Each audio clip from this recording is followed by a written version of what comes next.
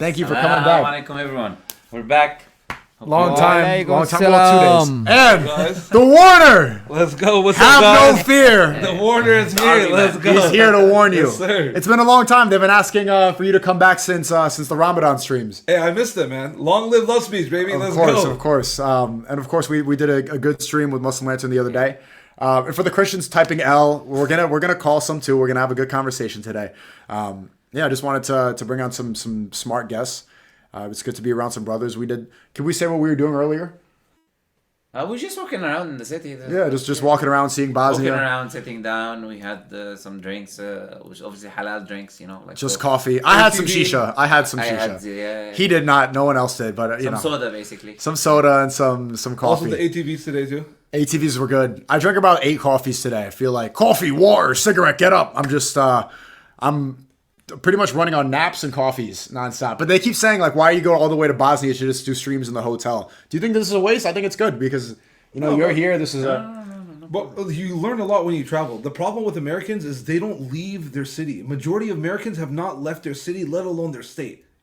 So, and that's the problem. Americans are not cultured. Most of the people. Alhamdulillah, you're an American, but you're cultured. You've been around all these different countries, and you get to experience all these things. This is all a learning experience, bro. Mm-hmm. And you're a young man, bro. This is all going to benefit you later on. All the connections. They talk about me like I'm a baby, like I'm 25 years old. Like, oh, you're a little kid. Like, what the you guys call me Unk. You say I'm old and I'm balding, and then these guys are acting like I'm a teenager. But what are the benefits you see of traveling? Because I think that it's good to be traveling and doing this because I get more knowledge and experience, and I instead of just sitting in my room all day long.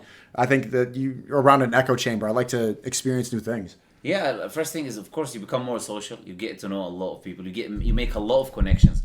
There's so many people out there in the world that are like amazing people. Generally, they don't have to be the smartest people. They're pure people. They have great personalities. You'll enjoy being around them. We were sitting down with 2 of the people. Were sitting down. We met them a couple of days ago, literally when we came. Right? Really? We just met them 2 days ago. German guys. And then we just sit down and talk. They're Muslims, of course, but they're from Germany. Mm-hmm. And we just sat down, we talk. This is it. You meet people, you interact with other human beings.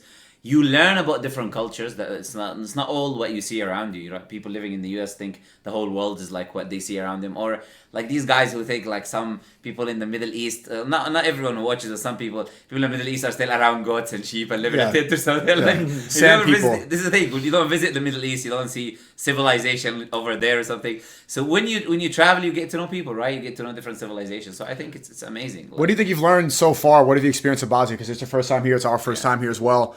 Get to see, because there's no Sharia law here, but it's a majority Muslim place. There's a lot of Christians as well. And I think it's cool to see like how a Muslim country can operate in Europe, because it's still Europe. It's still very obviously Europe. But you see a lot of Niqabis walking around. You see, like, we went to, today was Jumu'ah, right? Today was Jumu'ah, yeah. Yeah, I forgot. Like, we did a lot today. We did. Yeah, it was a bit. I forgot that was today. There was so much love at the masjid, especially from the youth, bro. It was beautiful, bro. Yeah. And that's another thing too. That another benefit of traveling, you get to meet all the people who love and support you, bro. Yeah. It's a big blessing. It's been all love. It's funny because when you go on Twitter, I'm sure you've seen people like wish death and say like they hate me and call me file, stuff like this or whatever, they say. You don't see any of these people outside. I have no security here. Some people think Warren is my security. Like, is this Steinman, is this your security guard? No, he's not. He's a friend. He just happens to be a giant, you know what I mean? And he was a security guard, so he could operate as bodyguard, not a security guard. But the only one who can protect your body is Allah subhanahu wa ta'ala, bro. You ask him for your safety always. And I do that. No, it's good to be around these brothers and be around this place. I love it so far. So I want to say a big shout out to Bosnia for the hospitality. Everybody's been really nice and really great. I see people in the chat just now they're just like, why were you scared? We just took a picture with you. I wasn't scared. We had to go. Yeah. We just sped walked through Bosnia at 2 a.m. I was so excited for stream. Muslim Lantern or Muhammad Ali was telling me, you have to live in the moment. Yeah. You need to live in the moment more. Because he could tell that I'm always clip farming in my head. I'm always thinking about the next thing, the next stream. But why do you think, earlier you said that, why do you think that I would regret not living in the moment? Yeah, first you talked about Bosnia here, the Sharia thing. For instance, every country in the world today applies a part of the Islamic law, right? Not fully 100% yet. I don't see a country that is doing it fully 100%, but including Bosnia here, we consider a Muslim country, there's Muslim people around, you pray your prayers, halal food is everywhere, right? You don't have to ask questions. So it's a great country. I love it personally. People are amazing. I love the people here. There is no doubt about that. Like, I've been around the world, right? Certain countries, people are like more rigid, less chill, etc. It's not the same at all, right? Now, I was talking about living in the moment. I mean, you can be in the future too much, and the moments you're spending right now, later on, you regret not actually enjoying the experience. Meaning, you didn't go actually around to see the mountains, to see the area. We went to the mountains today. Yeah, I'm speaking hypothetically, right? If you can be in the future and not do these things, right? Not be in the moment. But if you are doing these things, that's what I was saying. If in the morning you guys did that, then that's good, right? But there has to be a balance as well. Yes, working is good, but in the same time, also giving space to yourself so you can be your optimal self when you do the work. This is how I personally look at it. You might disagree, you might work otherwise, but this is how I see it. You chill a little bit, but in the same time, you do work. You'll do double the work, you do more quality because you have chilled, right? If you push yourself too much, it's not going to be the same quality, it's going to be more, right? But quality over quantity, that's how quality over quantity. Yeah. Okay. I mean, even when we were on the ATVs, I was thinking, like, how could I make this a cool edit? Like, I want to give the editors good footage for a montage, you know, to make the experience look cool. But that is my life. Like, I think I do this game as well as I can. I keep seeing people in the chat. Can I bring this up already? They're saying debate Sam Shamoon. They have this idea that anyone's running from Sam Shamoon. Can we just put this to rest? Like, Look. This is very. It's honestly a joke. I don't know. I want to start laughing when people mention that. First, there is a reason why we don't give certain people attention. Like, if you don't know who this individual is, just Google his name and you'll see clips of him where he talks about his mental illness, where he behaves like he's just left a mental hospital. Why would anyone even entertain or give attention to that guy? But the thing is this: we're not afraid of anyone. If you want to come, you want to talk, let's do it. Let's go.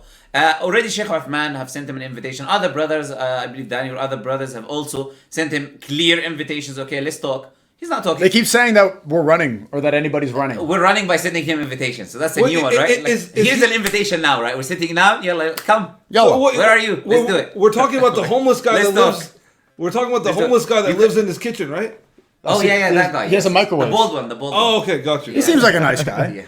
He seems like a... So you'll do it? They're saying cope. Like, where is he?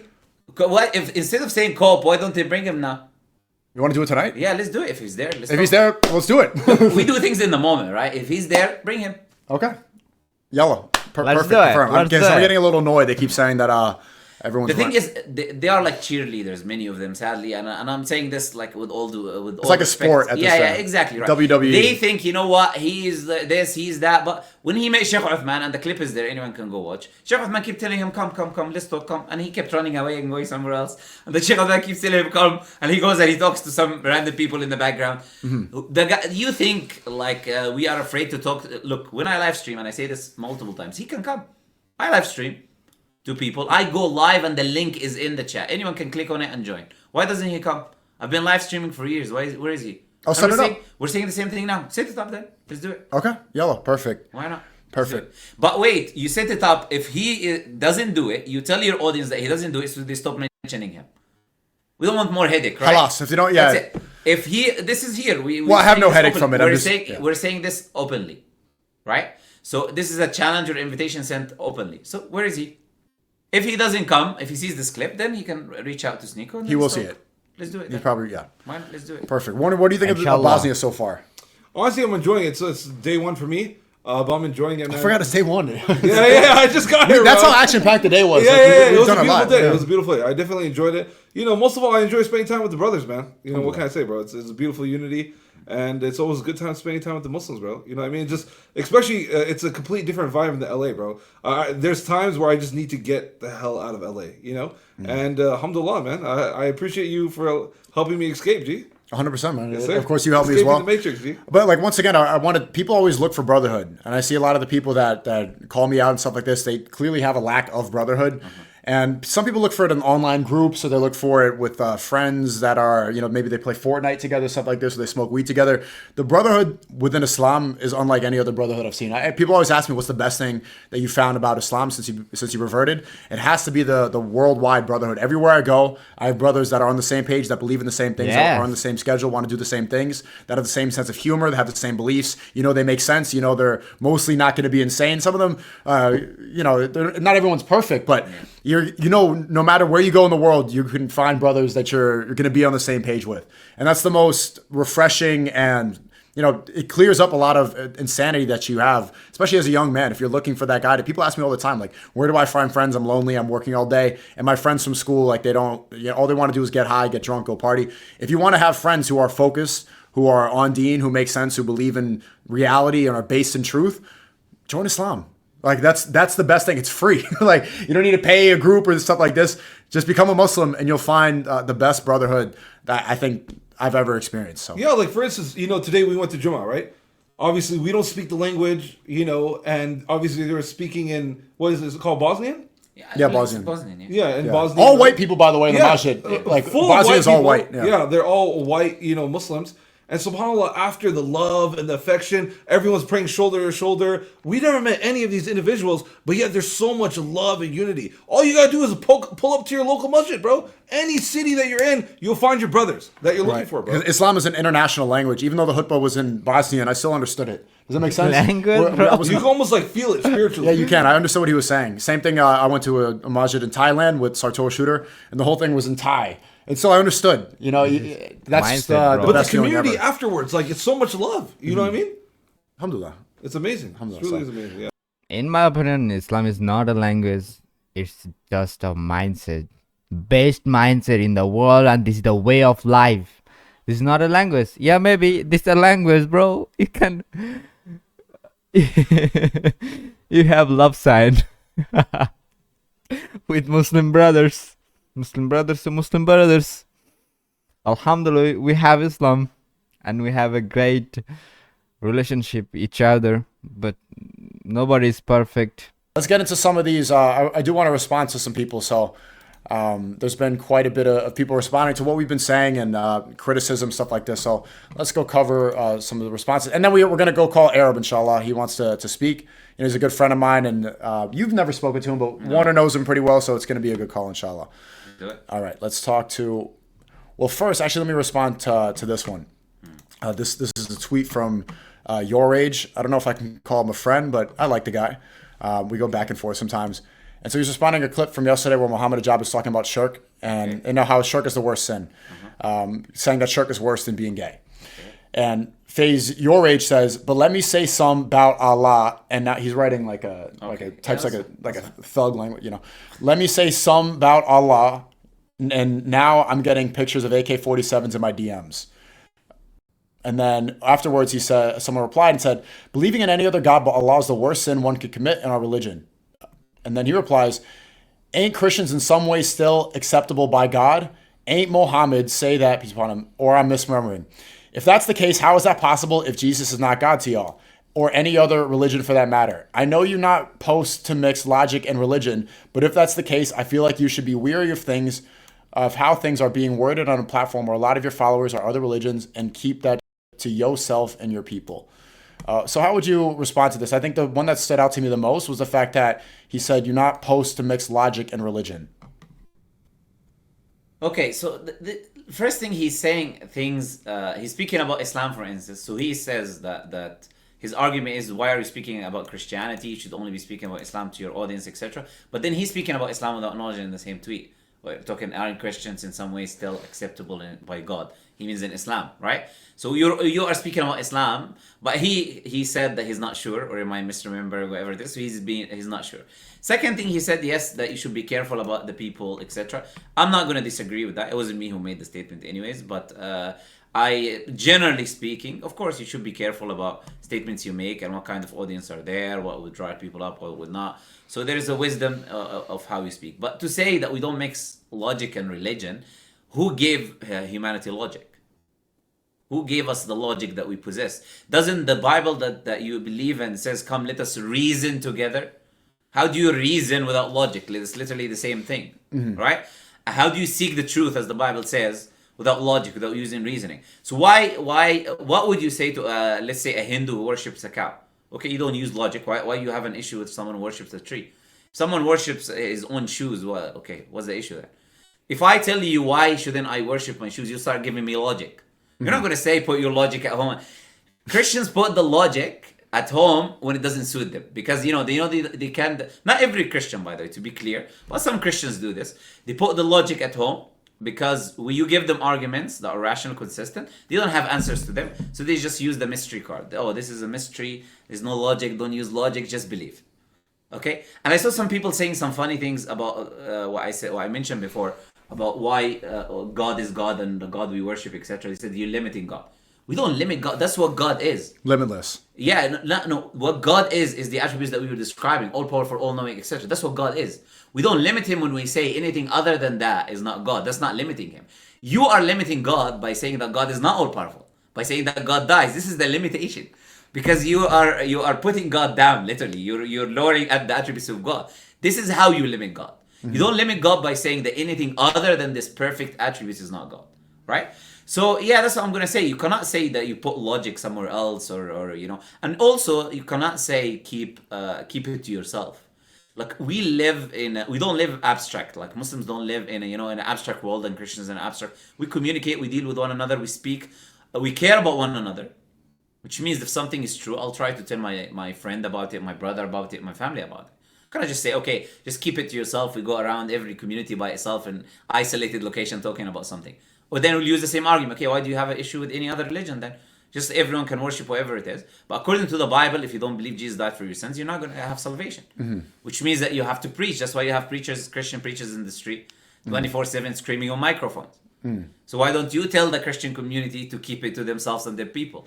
Mm-hmm. And they talk about Prophet Muhammad as well, and they talk about Islam and all of that. Well, is he right? He's saying, ain't Christians in some ways still acceptable by God? Is that true? Like some that reject the Trinity, like not every Christian in Islamic belief. I will ask what you mean by acceptable by God. Like we don't believe Christians and Jews are like other religions, for instance, right? We believe Ahlul Kitab, the people of the book, have a specific stance. That's why we can marry, we can eat their food if they're if it's slaughtered food, and we can marry their women, etc.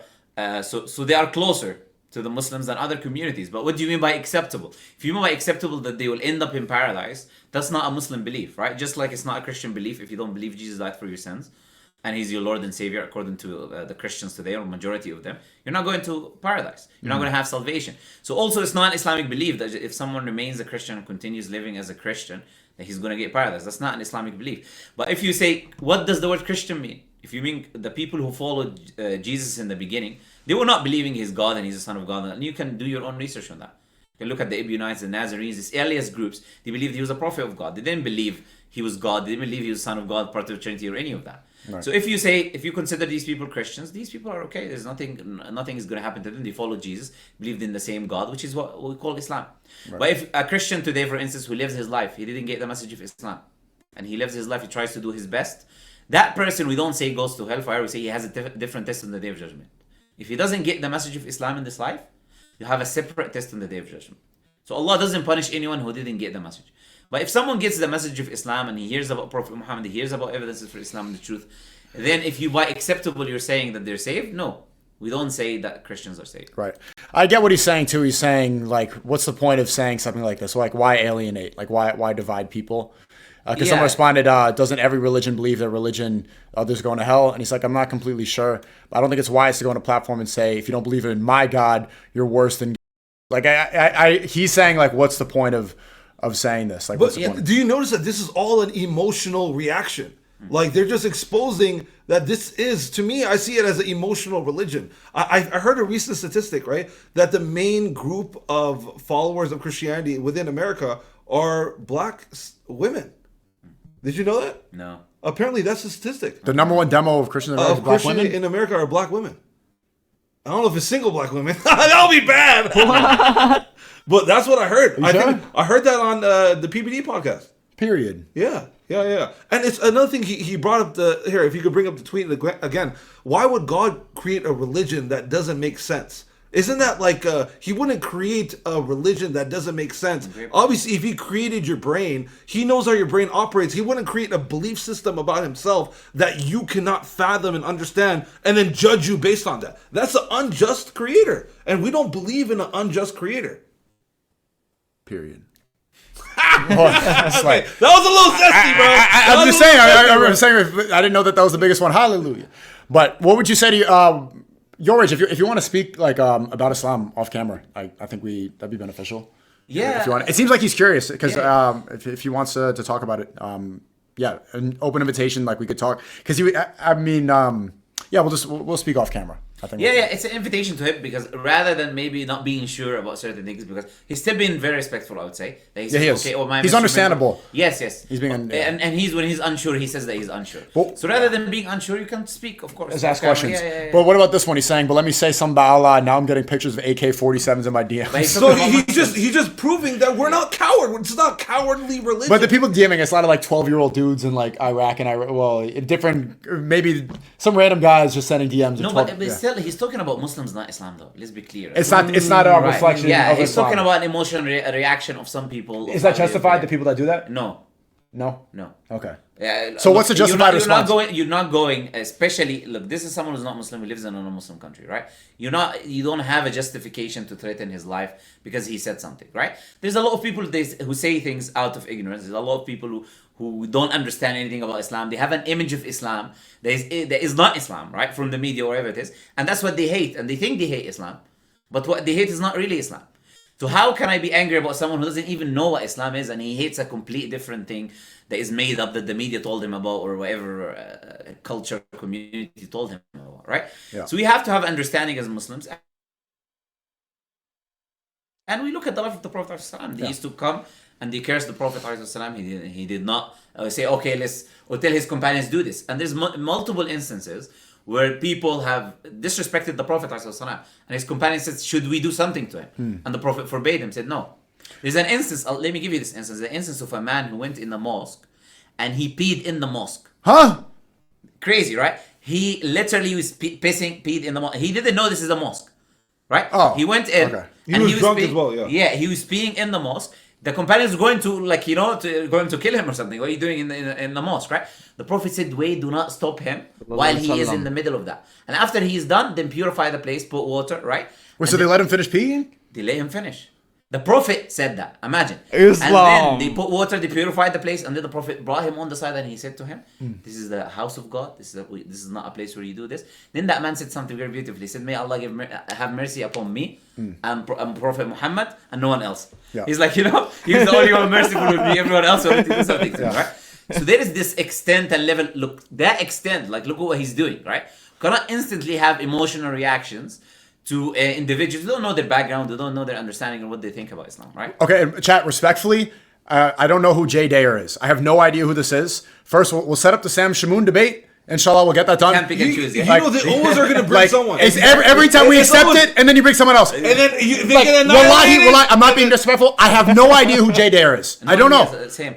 So one at a time, okay? And then we'll get it done, inshallah. All right. Look. But how many? All of them in time. We'll get it done. We have a stream plan for today. I'm bringing on Arab and I'm bringing on YoungDon. I'm bringing on 2 Christians today to make you guys happy, Christians. Okay. And then inshallah, if this is worthwhile, if he has a platform that's worth sharing to, then we can get Jay Day on. Okay. Why don't you put a poll for them to choose one of the two? You gotta choose someone. If you keep mentioning names in the beginning, they were mentioning this guy Sam. Now they're mentioning. I know. We just said we'll do the Sam Moon. Next guy. Challenger approaching. Like, who are these people, bro? Wallah, who are these people? Okay. And also, Muslim Hunter, he made a great point. That peace is the answer. Violence doesn't solve the answer. And honestly, I learned that for the first time myself. On the pier, I'm not gonna lie, I knocked out a few people on that pier. You know what I mean? But every single time that happened, I realized that violence is not the answer, and I actually learned that firsthand. I thought violence was the answer. I'm not gonna lie. I did think, probably a year ago, my mind changed. But I did think violence was the answer. But now, seeing what happens with violence, violence is not the answer, bro. Like the Prophet ﷺ, he was a great example, and he showed that. Violence is not the answer, bro. Right. Okay, let's get into some more of these too. There's a lot of people we need to respond to. Well, I would like to see your both of your opinions on stuff like this. So let's start with this one here. I don't know if you're familiar with this guy. Ethan Klein. Does he look familiar to you? I don't know. I heard the Ethan Decline or something like that. No, Ethan Klein. Oh, really? No, not Decline. Okay, all right. It's from the L3 podcast, right? The L3, yes, correct. L3? The L3, the okay. L3 podcast, right? So there's 3 L's there or something? I think 2 L's, or just 2. 3 L's is a long of love speech. Okay, but okay. Right. Ethan Decline says SNEAKO is making a mockery of Islam and doesn't know if he'll debate That's why him I on said, Zionism. look, it says Ethan Decline there. Oh, my mistake. It slips out. I look at him, I think declining person. Okay. He doesn't look very happy with life. So let's see what he has to say. Right. Okay, let me turn this. His voice is declining. Like as far as his whole like new Islam arc is just it's so phony because he's so Islam. not. Oh yeah, no. He's such a phony. Like he making a mockery of the religion. Can you stop for a second?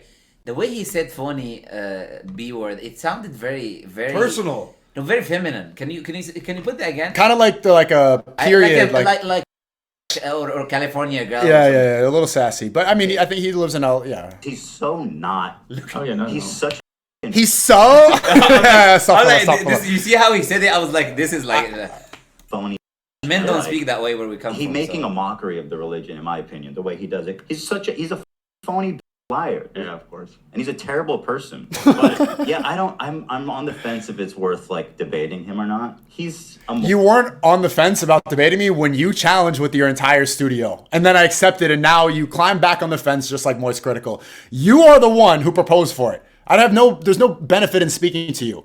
Moron. He's not smarter This than feels like a good compromise. Yeah. With the way that it played out. Let's see how. It didn't have to be like explicitly that. It was more spur of the moment, and it was with the specific goal of exposing him to his friends that And the audience, because they're all audience of just what a loser he is. I think that's and a hypocrite. Okay. So far, like, we just heard insults in a fruity voice. What do you want to respond? He literally made no points. Where's the There was no logic? points. I'm a hypocrite What liar. is the criticism? That's it. Yeah, phony. It's Hypocrite all liar. emotional stuff. Yeah, it's just literally. And then he's saying, if you're insulting SNEAKO, why don't you have a discussion with him then? If he is that not intelligent as you say or whatever it is, why don't you then show the world? It should be easy. It should be an easy. Right. Yeah, it piece should of be cake easy. discussion, right? It should be done. You should if you really hate him this bad, you should want to expose him like you say. Yeah. But the reality is you're scared, bro. Right. What about the who's the teammate? I don't know. One of his studio members. He looks like he needs some sleep or something, or just. But the guy looks like a. Wallahi, I don't know his name or something like this. But what do you think about the rhetoric, like the new arc, this stuff, the phony Muslim, this stuff? Is that even worth responding to? Because I've been a Muslim for subhanallah, it's been a year and a half, something like that, 18 months. What should I do about this criticism? Is it even beneficial response? Yeah, look, people got nothing of substance against you to criticize you with. That's why I said, what do you want to even respond to? That's why they always play this card. Look, what are you benefiting from being a Muslim, right? If those people who claim and pretend as if like you're pretending you are a Muslim, they are pretending themselves that you're pretending to be a Muslim. If this is the case, what are you benefiting? Why are you doing these streams right now? Why are you bringing Muslims? Why did you do a Ramadan stream? Why did you go to Mecca? Why did you waste your time and do all of these things, right? What's the point of doing all of that?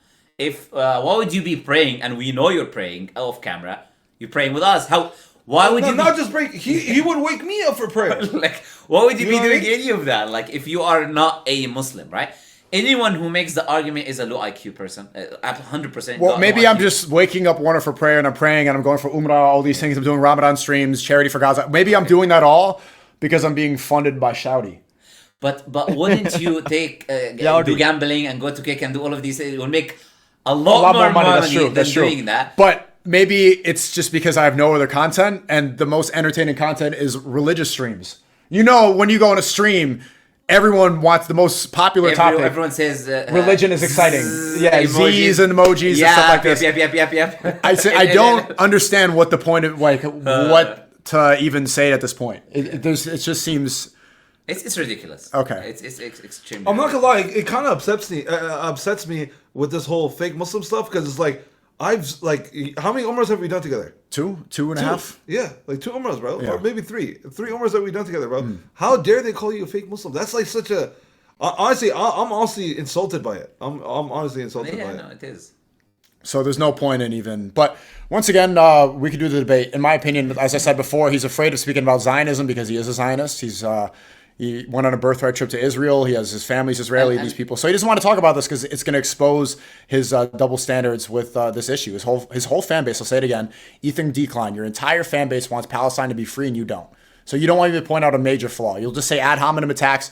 I'm a terrible liar, person, phony, B-word, all this stuff. But you don't want to talk about the real issues because you're afraid. Let's talk about the real, most pressing issue. It's what's happening in Palestine right now. And if you don't want to talk about that, then just admit that you're a fraud. Hop back on the fence and then talk about YouTube drama forever. And let me be clear about something. Sorry, Go ahead. I wanted to add is any Muslim who says that Muslim SNEAKO is not a genuine Muslim, whatever it is, look, we're 100% clear here. SNEAKO is not perfect, nor am I, nor is the Warner, nor are you, the person, the Muslim watching this. So you see SNEAKO doing something, whatever he does, something, let's say, is not necessarily Islamic, it's not correct, it's a sin.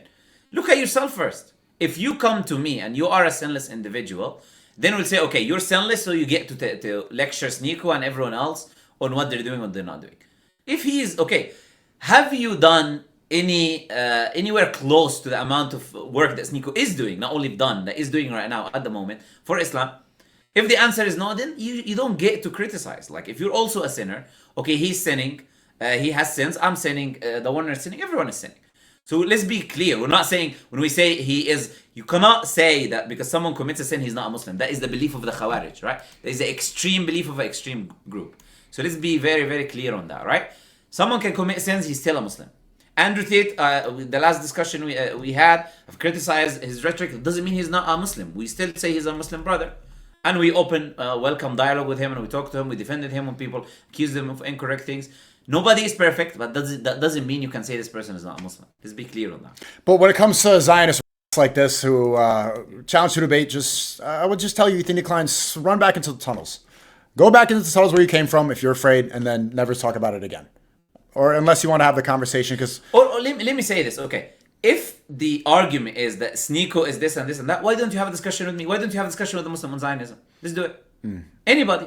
Doesn't have to be me. You pick and choose. Whichever Muslim that you see is an acceptable Muslim in the Muslim community, or someone who is, even, what's the name of that professor? What's his name? He's not a Muslim, who was on Piers Morgan thing. I think maybe the people in the chat will say that. Which one? Have him on. What was his name? Frankenstein or something? What was the name of that professor? Finkelstein? Yeah, I think so. Yeah, Finkelstein. Have a discussion with them. Doesn't have to be me. Doesn't have to be Sneak. Have a discussion with someone who's very well known to speak against Zionism, and he's respected by the people. We respect that person, for example, that professor. Have him on your show. Speak about Zionism. If it's about SNEAKO being all of this, yuck, this and that, and all of these, insults, then why don't you have this discussion about Zionism with someone else? And this will truly expose what he's trying to hide, right? It's not about you. If I'm a terrible person and I'm a liar, then do the debate with somebody else. Yeah, exactly. Do it with anyone who supports Palestine. Let's do it. He won't. Yeah. He won't. That's actually a good point. By the way, mods, don't ban people. Unban Jacosa, I don't know who that mod is, and remove that mod. I don't know. He wasn't saying anything bad. Okay, and let's go into this because after the stream with Muhammad Ajab yesterday, there was a big reaction on the internet. A lot of people responded, including this is my friend Lucas Gage. Okay. He's actually very vocal about Zionism on this topic. Let's see what he had to say. Yeah, Norman Frankenstein. Norman. Disgrace. He actually said it's better to be a homosexual than a Christian. Why would SNEAKO hang out with him? That's an L. Yeah, I saw that clip.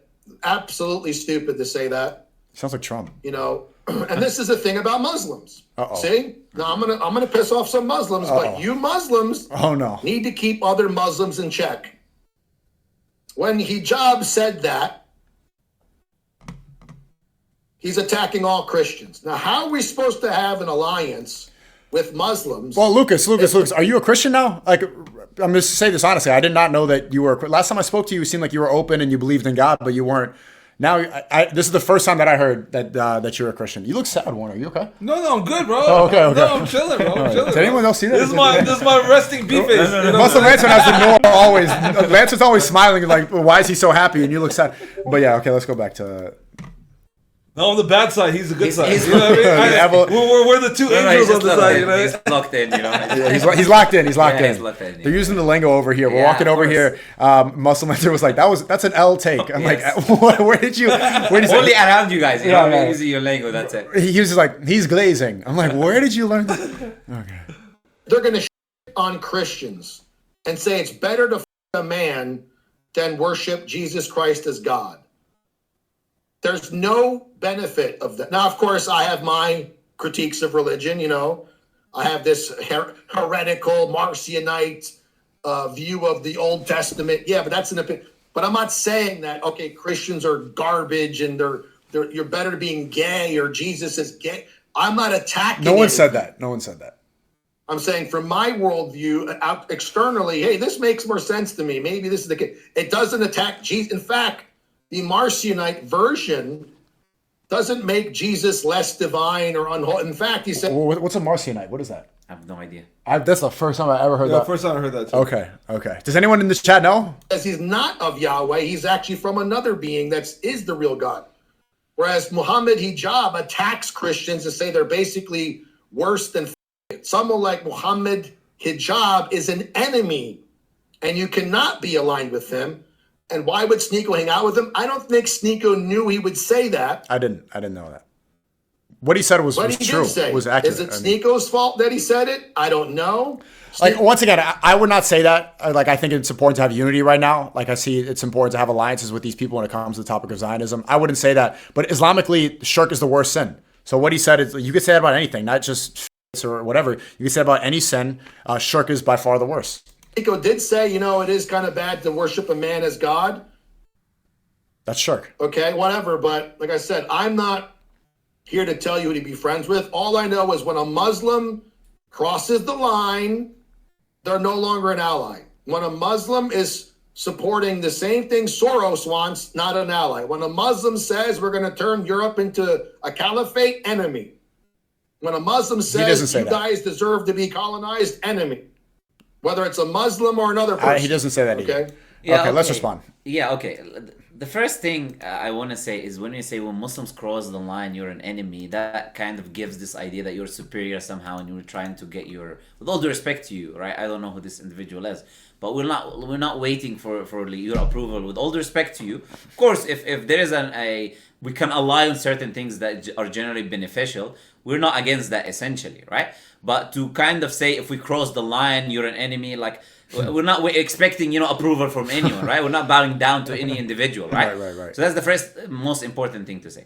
The second thing I would say, Muslims keep a Muslim in check. And if we want to keep hijab in check, or anyone in general, if they say something wrong, we would do that. And essentially, that statement is not incorrect. I'm going to explain why it's not incorrect. So why would we check someone on someone who said something that is not necessarily incorrect? We could say, okay, that maybe is not the best wording to put to a Christian audience. You can make these arguments, right?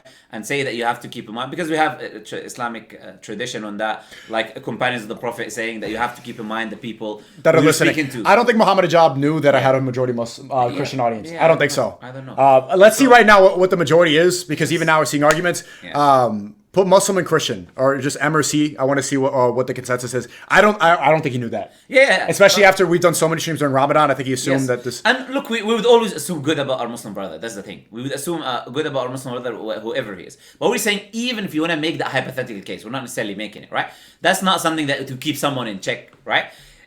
Should he maybe put it in a different way? You can make arguments. Should he have expounded? I don't know if that happened on the stream or not, on what he meant by that necessarily, perhaps. But to say that we keep him in check when he didn't say something wrong, we keep everyone in check when they say something wrong. It looks majority Christian to me. Yeah, it surprises me every time. Yes, yeah. And when we last stream, we were talking about Andrew Tate, we consider him a Muslim, but we were talking this idea of keeping someone in check. Your argument that Muslims do not keep people in check, that was the beginning of what he said. That's incorrect, completely incorrect. And put a J for Jew. I want to include everyone. Yeah, and put the cow emoji for Hindu. Okay, go sorry. Why is it then that someone can make the argument or say that statement that worshiping, associating with God, whoever it is you're associating, whether you're a Hindu, whether you're a Jew, whatever it is that you associate with God, is worse than a sin that you commit against another human being, is because this is directly against the Creator. Now imagine this: you're about to die. Yeah. You're in the hospital. You're about to die, and someone comes and you're missing a limb, and he gives you that limb, and you survive. Now, when you wake up, you're about to die. Your life is gonna go. Your whole life is going. You start thanking someone else. Let's say I gave you my kidney or gave you some body or limb. You start thanking the owner, and you don't even look at me. You don't even acknowledge my existence. You pretend I'm not even there. Right. That is way worse than anything else, because you're given the rights. Even though I gave you everything, right? In that sense, I allowed you to continue life in a way by being a means, by giving you that thing, right? You went to someone else and you gave them all of that gratitude, other than me. So there is no more transgression that you could do. Right. Other sins, for example, whether it's being gay or killing someone, whatever it is a sin against another human. It is not taking all the rights of the Creator that created you and that human and that allows you to live and allows everyone to exist, and taking his rights and giving it to someone else and pretending as if it's not even there. Worshipping other than him and pretending as if the Creator is not even in existence there. right? So that's why we would say, from that sense, that these sins against a sin against another human being is not equal in any way. Completely ignoring sins God. against God. Yes, not only just sins against God, but completely ignoring God's existence and giving His rights to someone. And Christians believe the same thing on the inverse. He's saying, like, you're an enemy of us. Well, if you believe in Christianity, you believe in the same exact logic. That's the part that doesn't make sense. They're acting like this is a crazy statement. If you are a Christian that's following the Bible, you believe that rejecting Jesus is the worst sin, and then by extension, being gay is better than rejecting Jesus. And since when were they our allies? You're our enemy. What have you done to help us? It comes, well, this is where the love speech thing comes in and everything. It's like allies in terms of like what's happening. Like, but he said we're united in terms of like he's very vocal about freeing Palestine, which I respect, and I think that's important right now. That's commendable for sure. It's very commendable, and I think like that's what he's talking about. It's like an us versus them thing. I'm not gonna lie. There are people like what's his name? The fighter on Twitter. He's always there. That you were with him once as well. Strickland. Jake Shields. Shout out to Jake Shields. So yeah, this is a person that I personally respect. He's very respectful. He's always talking about Palestine. He does not sugarcoat things like other people try to support regimes like Assad, who killed many Muslims. He doesn't do these things. He's very clear. He does his own research. He speaks the truth about Muslims, etc. This is a person I personally respect, right? And I don't know the individual, but if he's doing the same thing, that's commendable. May right? Allah bless him, yeah. So as I said, we can have these kind of alliances on certain things, on issues that we agree with. We're not against that. Let's be 100% clear. We're not trying to fight against Christians 24/7, but Warner is also making a good point. There's a lot of Christians that are not our friends. Like if you look at the chat, many people in the chat, first thing is, oh, you guys are lying, bring this person, 24/7 cursing and making insults. You gotta be careful. Look, you're telling us being an ally, and the second thing, as I said, this is a superiority kind of assumption that I gotta get your approval to be your ally. Oh, you're crossing the line. This goes. Look, respect is a two-way street. You give me respect, I give you respect. I respect Jake because of what he's doing, right? I give him respect back because I see he's being respectful. So this is how it should be. And also, you have to keep in mind who you're talking to. We are the Muslims. This world was created for us, right? If there's no Muslim left on earth, the world will be destroyed. This world only exists today because there's believers on earth that worship Allah. Once there's no human on earth worshiping Allah, that's when the day of judgment is going to come, right? Yeah, so of course, look, God has created us in this life as a test. If nobody is worshiping the Creator anymore, the day of judgment will commence where there is no believers. Not only no believers, no one has an atom of love for the Creator in his heart. There's no atom of belief, nothing, zero. Because a wind will come and will take the souls of anyone who has an atom of faith in his heart. And then the day of judgment will commence on the worst of the creation. Right? It will definitely... that punishment is only for the disbelievers. Yes. But we don't mean that as well. You were a bit strong with that, but that's fine. It's okay.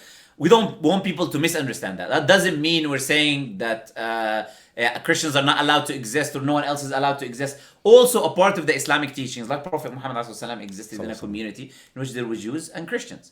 If you want to talk about existing in harmony and peace with other communities, that happened at the time of the Prophet ﷺ. It happened in Spain. It happened in many parts in Islamic history. We're not against coexisting and living, right, with other people or other individuals. But he's talking more from a divine kind of way. Mm-hmm. From a divine sense, from a creator sense. The Creator, of course, if there is no one worshiping the Creator or believes in the Creator on earth, there's no point of allowing these people to exist. Mm-hmm. And we are the biggest warriors against evil. Obviously, the world has proven that unfortunately Christians, they don't stand up for against evil. Who stands up against evil? We do. When you need somebody to help you, who's going to be the one to fight the evil in the world? It's us.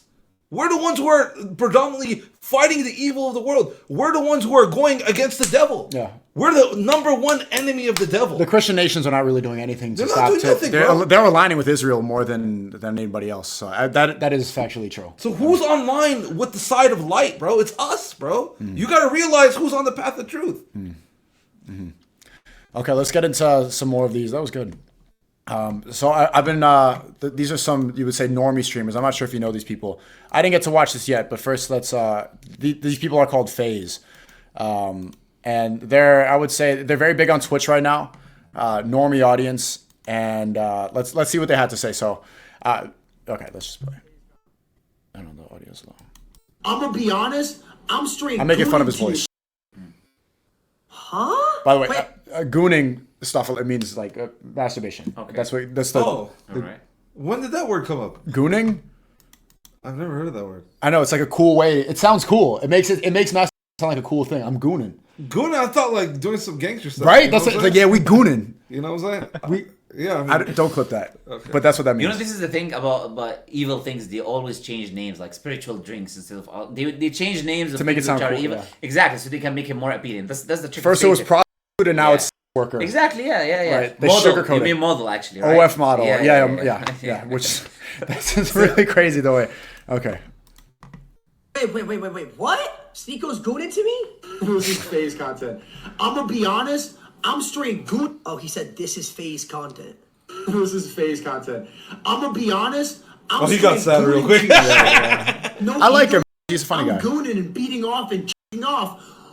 Somebody smell like goon. They're funny. They're funny. They can do better than that, though, bro. I want them to do better. Lacey, do better. Please. Not for me. For the kids. For the kids. For my 13-year-old cousin that watches your streams. Because he's doing it. I'm going to do it. This is fake.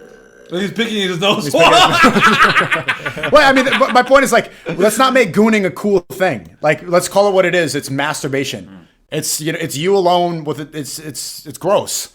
Gooning makes it like you said it perfectly. It sounds like you mobbing up. Like, yo, we outside. Gooning. Yeah, it sounds like some G stuff. You know, what I It mean? really does. It really does. We're gooned up. Like in the words And, fried. honestly, bro, I don't blame him, bro. He's a young kid, lacks guidance. America, bro. Which young kid is guided in America, bro? It's very hard to find a young individual that's on the right path. You Right. know, And we have especially- so much influence now. Streamers are controlling the minds of the youth more than the media, more than TV shows, more than anything. It's the streamers are influencing, regardless of whether or not you guys like that or think it's real, it is. Streamers have the most influence on the minds of American youth. Yeah, may Allah guide this brother, bro. May Allah guide him, bro. I mean, I don't really understand what he's like. Would you rather like? I don't. We're just joking around like with each other. I don't understand what the issue is. Like, is he the fun police, bruh? SNEAKO calls out FaZe for having Sophie Rain on stream encouraging young kids to goon. Bro, the stream last night was so normal. He's acting like she was like standing up, shaking ass, like kid showing her. It was literally a normal stream. Like there was no sexual like. She didn't do anything sexual on stream at all. Like, would you rather us be promoting, screaming somebody smells like and brain rot and jokes, or would you rather us be promoting violence and killing people and like it's just That's a we're weird just, analogy. Like, joking around. It's not that serious, bruh. Doesn't he literally do content with the dude who's been caught having sex with minors multiple times? Doesn't he literally talk to Zerka? I'd rather promote saying that's not somebody true. smells like goon than promote talking to, than promote doing streams with somebody who has sex with underage girls. Okay, bro. that's not true. But how do you think we can balance that? Because it's an important question. I'm not trying to be haram police, but when they try to normalize masturbation by calling it something cool, and this stuff, it's very clearly because he was sitting next to an online prostitute, and he's like, the first thing he said to the girl was, "I'm not gonna lie, I jerk off to you." Face to face, speak to this girl for the first time. Sorry for like looking in your eyes saying that, but You did the action and everything, bro. You made that very weird by saying it. You shouldn't have said I that. know, but like your face is just so like you have so. I don't know. He was locked in. When I saw you in the airport in Istanbul, I look at your face and I'm like, oh, he knows that I'm sitting. Like he knows that I'm so because he has such a Noor face. You know, Chad, do you see it? Like you know you could look at him and tell he doesn't miss a prayer. Like, you know, and I look at you. Mashallah. Yeah, so I don't want to even say these words around you, but how do you think people like us can balance the entertainment and also promoting something that's good? Because we do control so much. No, I think Warner made a very interesting point. He said he doesn't blame him because he's in that community, society, he's young, whatever it is. He says this is normal. This is what he started with, right? He actually believes there's no issues in what he's doing. Like, the thing is, you are making a point about what he's doing is bad. But in his mind, this is just like, this is what people do, right? He doesn't know better. Yeah, in my community, that's what people do. So when it comes to people like this, you actually got to explain to them, right? The detrimental effects of why, how can masturbation, how can it destroy a kid's life, right? Where he's like 24/7 in his house doing that, doesn't meet any people in his life, doesn't become social, loses his testosterone, destroys his attraction to the opposite gender, makes him awkward and creepy. All of these things, right? You gotta explain to him these kind of detrimental effects. For instance, he also says that we were not doing anything. She was not doing any sexual things, right? But you just said she's doing that as a profession. So So literally, just bringing her on is enough to get these guys to go. And if she's not showing anything, so now they want to see. Yeah, right? So now they want to go and subscribe. Literally, they want to go and subscribe. And you start by saying, I did that. So the first thing they'll be thinking, okay, he did it. The people who look up, the person we look up to is doing it. Why shouldn't we do it too? Yeah. There's nothing wrong with doing it. So it's not only he believes it's normal, but it's also more normalization of that. And then he says, would you rather us doing bad? Why can't you give an example of something good? Right. Why is it murder? Why is there no example of maybe doing something beneficial, maybe doing something that benefits? And they do. Society? I'm not trying to make it seem like a bad person. They went to Japan. They do funny stuff, but stuff like that. I don't like to. I don't want to see the normalization of porn. Yeah, like, yeah, just, but you see, but now you're in a position where you could educate, because you obviously see he's a young individual. Have mercy on him. How old is he? Him. He looks young, bro. He looks 18, 17 or something. I know, he's got to be. Yeah, He's got to be like 19, 20. I think he's 22 or something like that. Yeah, he looks young. Still young, though. Yeah, he's still young. He looks young, bro. Yeah. But like you're in a position where like the you could educate, because alhamdulillah, you're around brothers who obviously like put you on. You know what I'm saying? So now you gotta do that with the young generation, bro, and you have that capability. Yeah. Okay. Yeah, and then do it in a respectful. So, Yeah, in a merciful way, bro. You like you want them to be guided. You want what's best for them. Come at them with the big brother attitude. You know what I'm saying? So the other one in phase, Black Boy Max responded to this is like they're in the same group. I don't know what he said. I'm gonna be Lacey impressing. Be honest, I'm straight gooning to you. I don't know if you've ever seen these people, but they're some of the most popular streamers in the youth right now. These two universities. No, don't say that. You did nothing. I've seen this individual. I've seen this. Ego. I'm gooning. Do better, please. For the kids. For the kids. For my 13-year-old cousin that watches your streams, because he's doing it. I'm gonna do it. This is. Hey, bro. I would understand what you're saying if she came on his and was throwing her on the camera, guys. Yeah, he made the same. Okay, Black Boy Max is the same argument. The whole thing is the fact that she's clothed. All the people were like, "Oh, I'm gooning." Yeah. Now they want to see everything. So it's come on, man. Do they not know, or are they coping? No, It's cope. Like they want to make an excuse, you know, that they don't want to feel guilty for what they're doing. So this is like a cope mechanism. But may Allah guide them, bro. Yeah. She ain't promo her OnlyFans. She ain't doing nothing. There's literally a day or so, dude. But she's known, like everybody knows her as an OnlyFans girl. Like, come on, all right. there is no socials in the bio or something like that. It's probably Of course it is. They click on her Instagram. The thing is right there, definitely. They know what time it is, bro. If nobody can have like anything going on outside of the streams, then there will never be a woman on the stream ever again. Okay, well let me show you because the whole point she shows up is for the fun of it. Yeah. So can I be honest with you? Yes.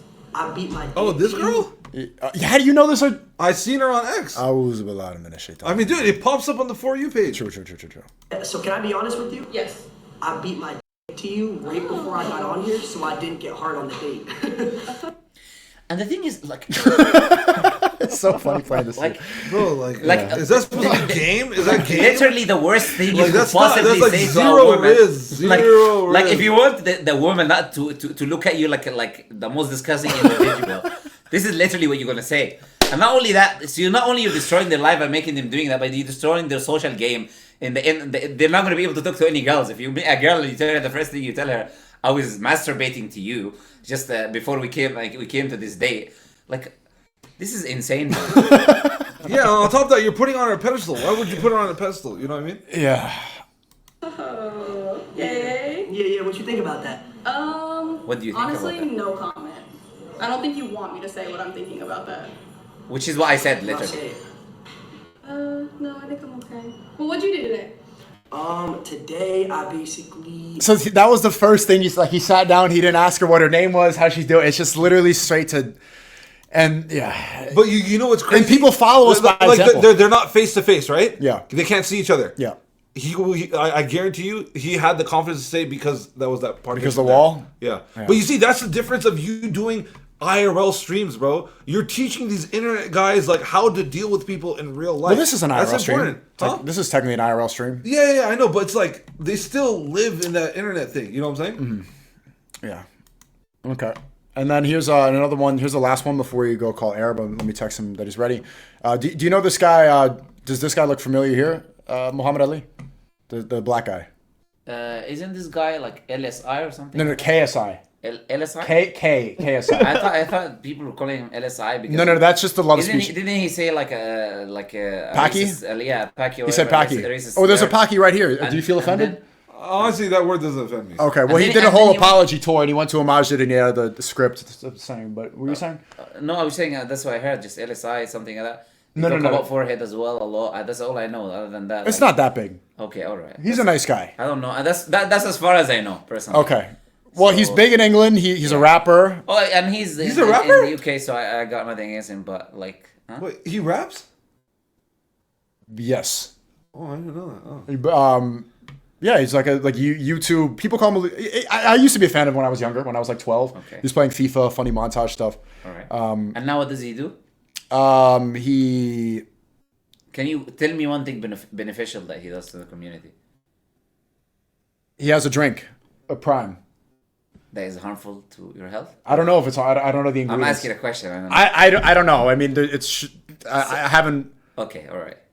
I'm not sure, but Okay. he's funny. Like people. I don't. People say he's funny. I don't find. I him don't funny. watch him. I don't know him. So, but just, that's what I heard. Okay, About him. but it's KSI, not LSI. Okay, it's Okay. K. Yeah. KSI. That's love speech. Like we didn't. Okay, that's guys. Stop saying that. Stop saying. Because they're saying as well. LSI. That. Yeah, I don't know what. Stop, bro. Okay, Okay. stop, guys. Stop, All guys. right. Sorry. Okay, But guys, could this mean that we're moving towards being political? No. I just want to see you That was start just an example. I'd rather have like. SNEAKO in the background just going, oh, yes, finally. No, I'd rather have. Yeah, I've been applying pressure on them to talk about Palestine for a while. So he's the fact that they're finally going to go political. Maybe they could say something beneficial now. Maybe they could finally. But did you hear that? No. Let's just keep just distract. No. Yeah. The company knows that you're here, bro. It's actually a great point. Yeah. It's like, no, brand deals! No. Drinks! No, we have to keep distracting the public. Bad Distract idea. them. Bad idea. Well, 'cause No. They know their role. Their role is not to wake people up or speak up the truth at all. It's not to spread any sort of message. It's to fill up the void with entertainment. So I think that it's good. And this is the proof of love speech. We are applying pressure on every single streamer, every single influencer to say something of value. Have you noticed? Everyone from top to bottom, every single one has noticed this. Back at when the sketch thing happened, when the Moist Critical thing happened, when the Chris and Mr. Beast thing happened, we are applying pressure. And this is why you guys are doing something valuable as well, watching these streams.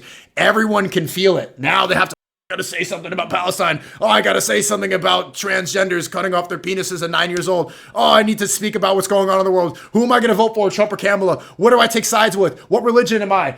Is God real? What do I... Now, when they sit down and put a mic in front of their face, they feel like cornballs because they have nothing to speak about that's valuable. And now we're applying pressure and they're feeling it. So alhamdulillah, it's very good that you guys are doing this. But what would you say to streamers like this and influencers like this who don't say anything meaningful whatsoever? And now they want to. It's good. And I invite you, obviously KSI, not LSI, I invite you to Islam. I'll say it again, man. I would speak to you privately.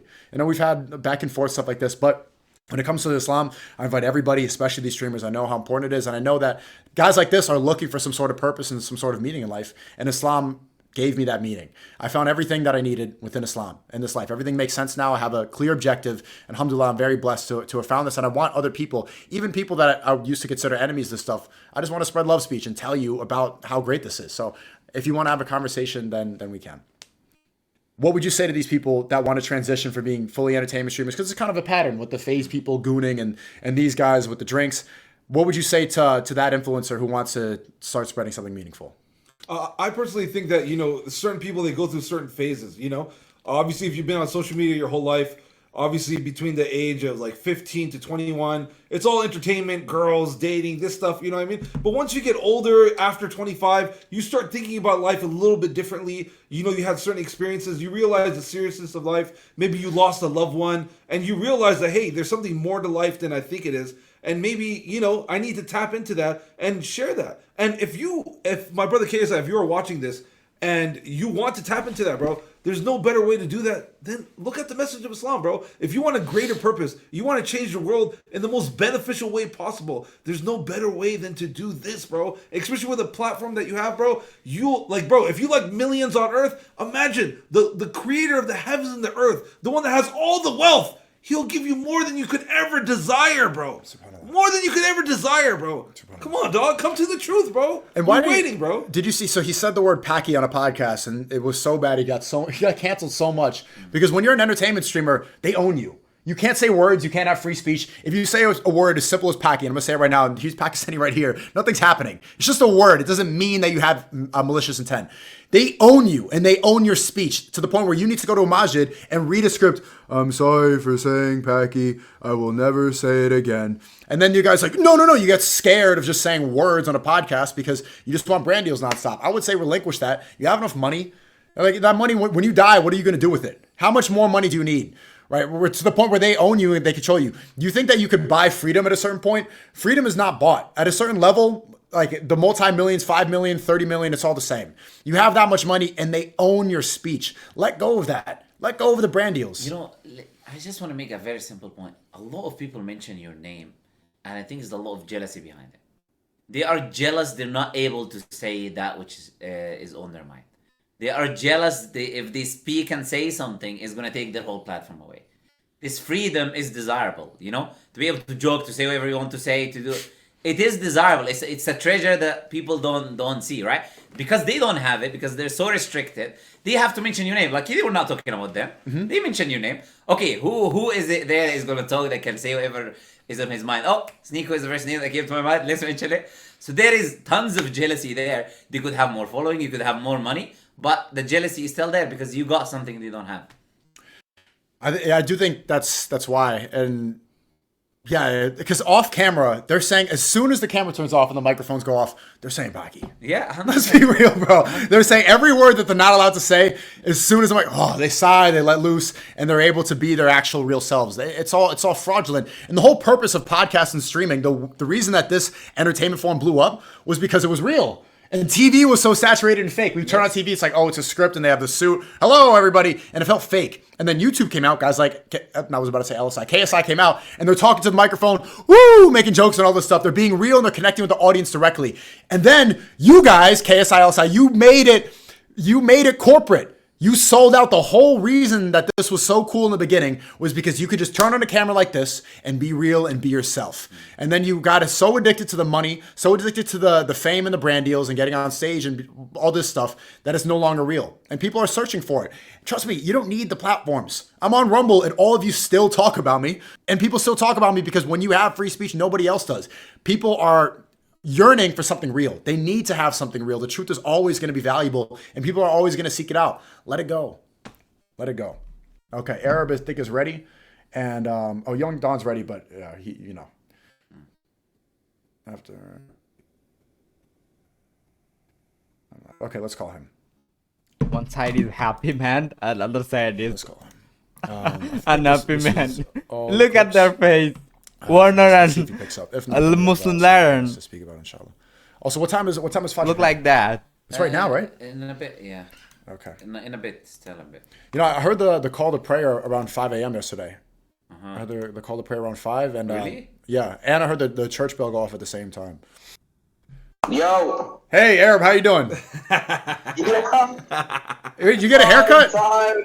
Yeah, I did. I chopped the long hair off. I haven't leaked it yet, but the leaks are always on SNEAKO's stream first. Let's go. Let's go. Yeah, it was time to get rid of that part of me, bro. Reborn, a Muslim. There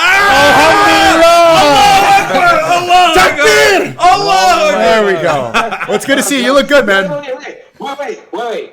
Who gets my conversion points? You or Warner? We get a share of them because we all gave dawah. Oh, okay, cool. But not Lantern. No, I just met him. If you accepted Islam, I'm happy. That's it. It's not about points at all. It's if you accept Islam and you're a nice guy. I did it. I'm just cracking jokes. Yeah, I'm saying if that happens, actually, when that happens, sorry, let me put it a different way. Inshallah. When that happens, inshallah, they will be happy for you. Whoever it happens with, we're happy for you. First of all, what's up, boys? Let me start with saying Warner. Yes. Warner was a very prominent figure in my becoming closer to God. I don't know if he gets negative points because I'm a Christian, you know, but but that speech that we had on that train where you called me shaitan, I started applying the word shaitan to many things in real life, and it helped me see how obvious the devil is in real life, you know, and in the Sodom and Gomorrah of San Francisco and these kind of things. So first of all, before we start, I respect all my Muslim brothers, and actually 95% of my friends are Muslim, so. They are. I got to meet them in Beirut. Also, I want to say shout out to you, pre-Glaze, but you are a great host in Lebanon. Don May to all my Lebanese brother. It was great hosting, and I want to come back soon. Everything's fine in Lebanon. You just got bombed, man. Where are you? I'm in Taiwan. I'm in Taiwan. I pulled up to Taiwan with Luke. You just teleport places. But is everybody in Lebanon okay? You know, as okay as we can be. It's whatever. Like we get bombed here and there all the time, and you just learn to live with it. I might be going back in a week.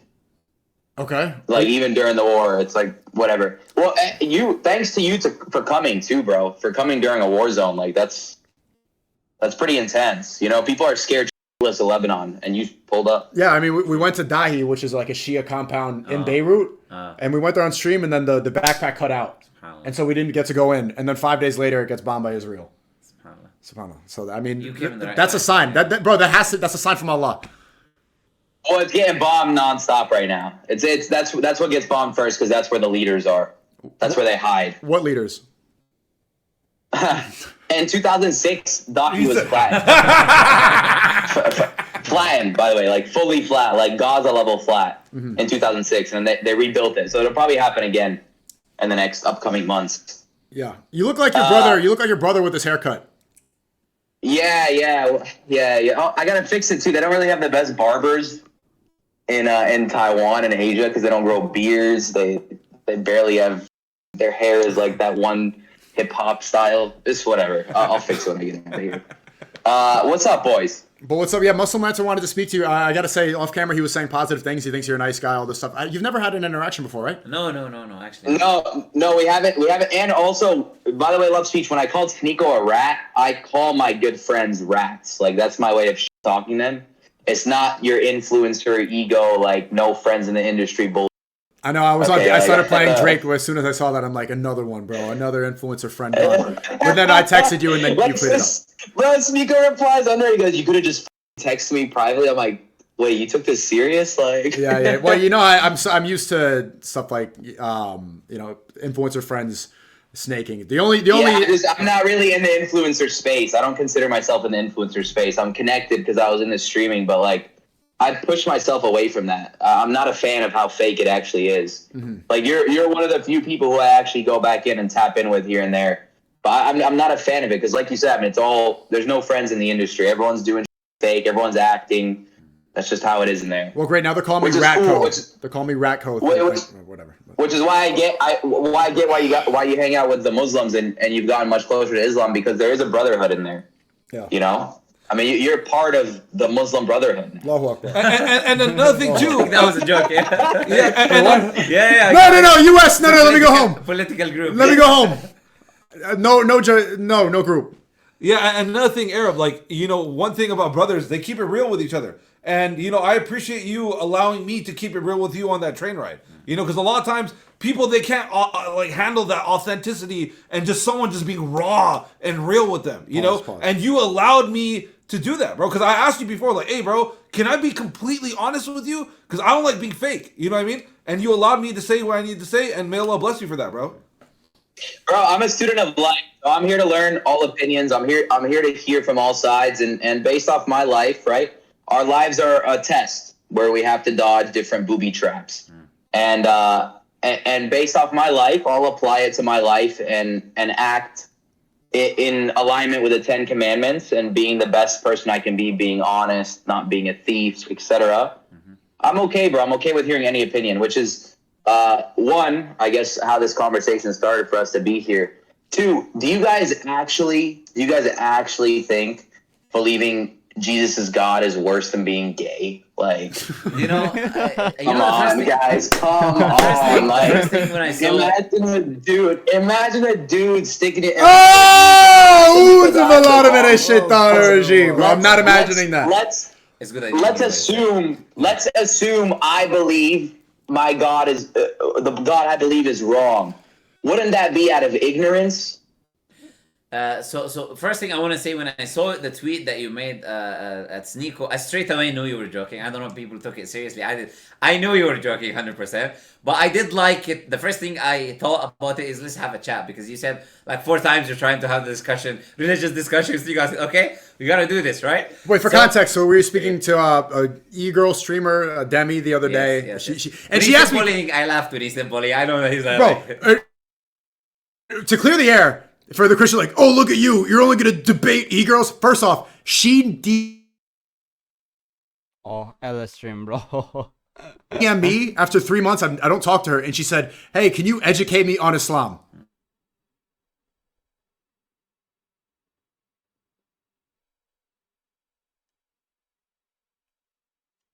I should, yeah. LS stream. That's bro. word for word what she said. Can you educate me on Islam?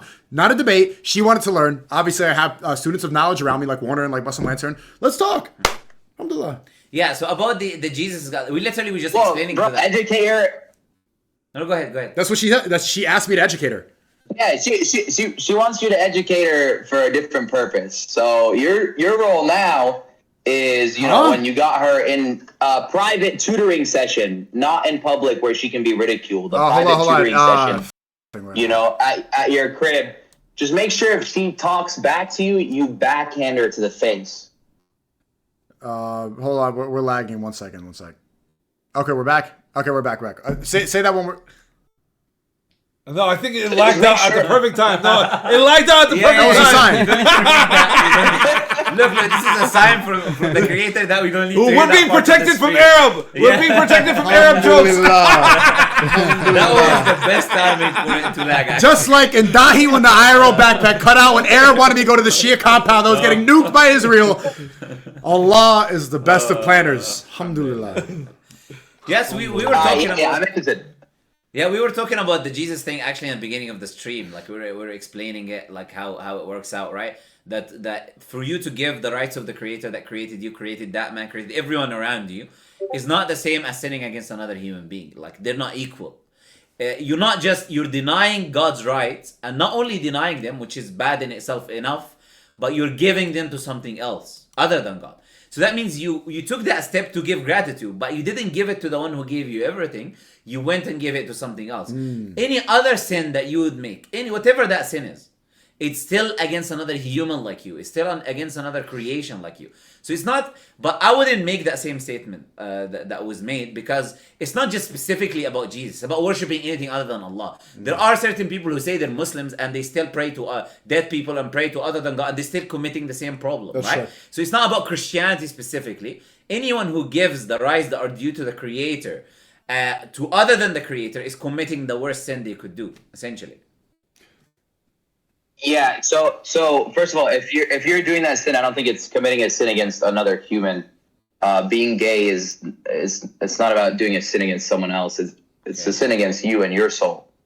Yeah. Okay, but you're doing it with someone else, so you're also doing that sin with someone else. So it's it is against yourself and it's against God, but it's still in the same time you're doing it with another human being or someone else sharing with you. Right. That's well. This comes down to you guys saying shirk is the worst sin, right? Yes. And that's what, idol worship. Yes. Associating partners with Allah. Either rejecting the Creator or associating partners with God. So even saying Jesus is the Son of God, that's still associating partners with Allah. That's also shirk. Right. And where Muslims deny that is that God could never be a human, right? God can never be anything else than God. Right, because you're saying God isn't powerful enough to do things that you don't understand. So you believe God is a human? You believe God is a human? No, I believe God is God, and God is powerful enough to do things that we don't understand fully. But is he a human or not? Yes, Jesus Christ was a human. Okay. But he was also empowered by the Lord. He was 100% divine and 100% human. He took on the human nature to show us. I know the response. Okay. To show us humans. He took on the human nature to show us humans what it's like to be a perfect human. which none of us can do because we all fucking suck. Right, I understand. Right? We all suck. If we look at a woman twice, right? The first look is halal, the second one's haram. We look at women twice all the time, you know, or we in our thoughts think something negatively about someone, and then we have to correct it. You know, these things are all minor sins that Jesus Christ never did, which is why, and I believe in the Quran as well, he was sinless, correct? Well, it doesn't use that term in the Quran. When you use the term pure, prophets are pure. So it doesn't use the term sinless, right?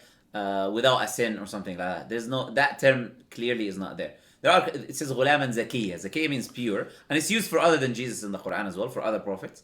But you know, Christians, they say it all the time, but they don't understand what the verse is saying. From that sense, it's common where Christians say that the Quran says that. I know. Well, you wanted to say something. Yeah, well, I wanted to respond to this because Arab, I've heard you make this argument before. So you're saying that God is so powerful that you believe that our version of God is less powerful because we don't think God could become a man, correct? So God is so powerful, in your view, God is so powerful that he could do something that we can't understand and become a man. But he's so powerful he could become weak. That's what he's saying. Well, no. Yeah. He could become so God is so powerful he could do things that we are out of our comprehension become men. I don't believe your version of God is different. I think you just deny that Jesus Christ was also part of God. I think we both pray to the same Allah. I think we pray to Allah. I think you just don't believe that Jesus Christ was sent down. But you're saying in that sense, right. Yes, I believe you're limiting God. Yes. Okay, we're limiting God. Can there be a squared circle? You're trying to apply logic to something that isn't logical. God is logical. 100%.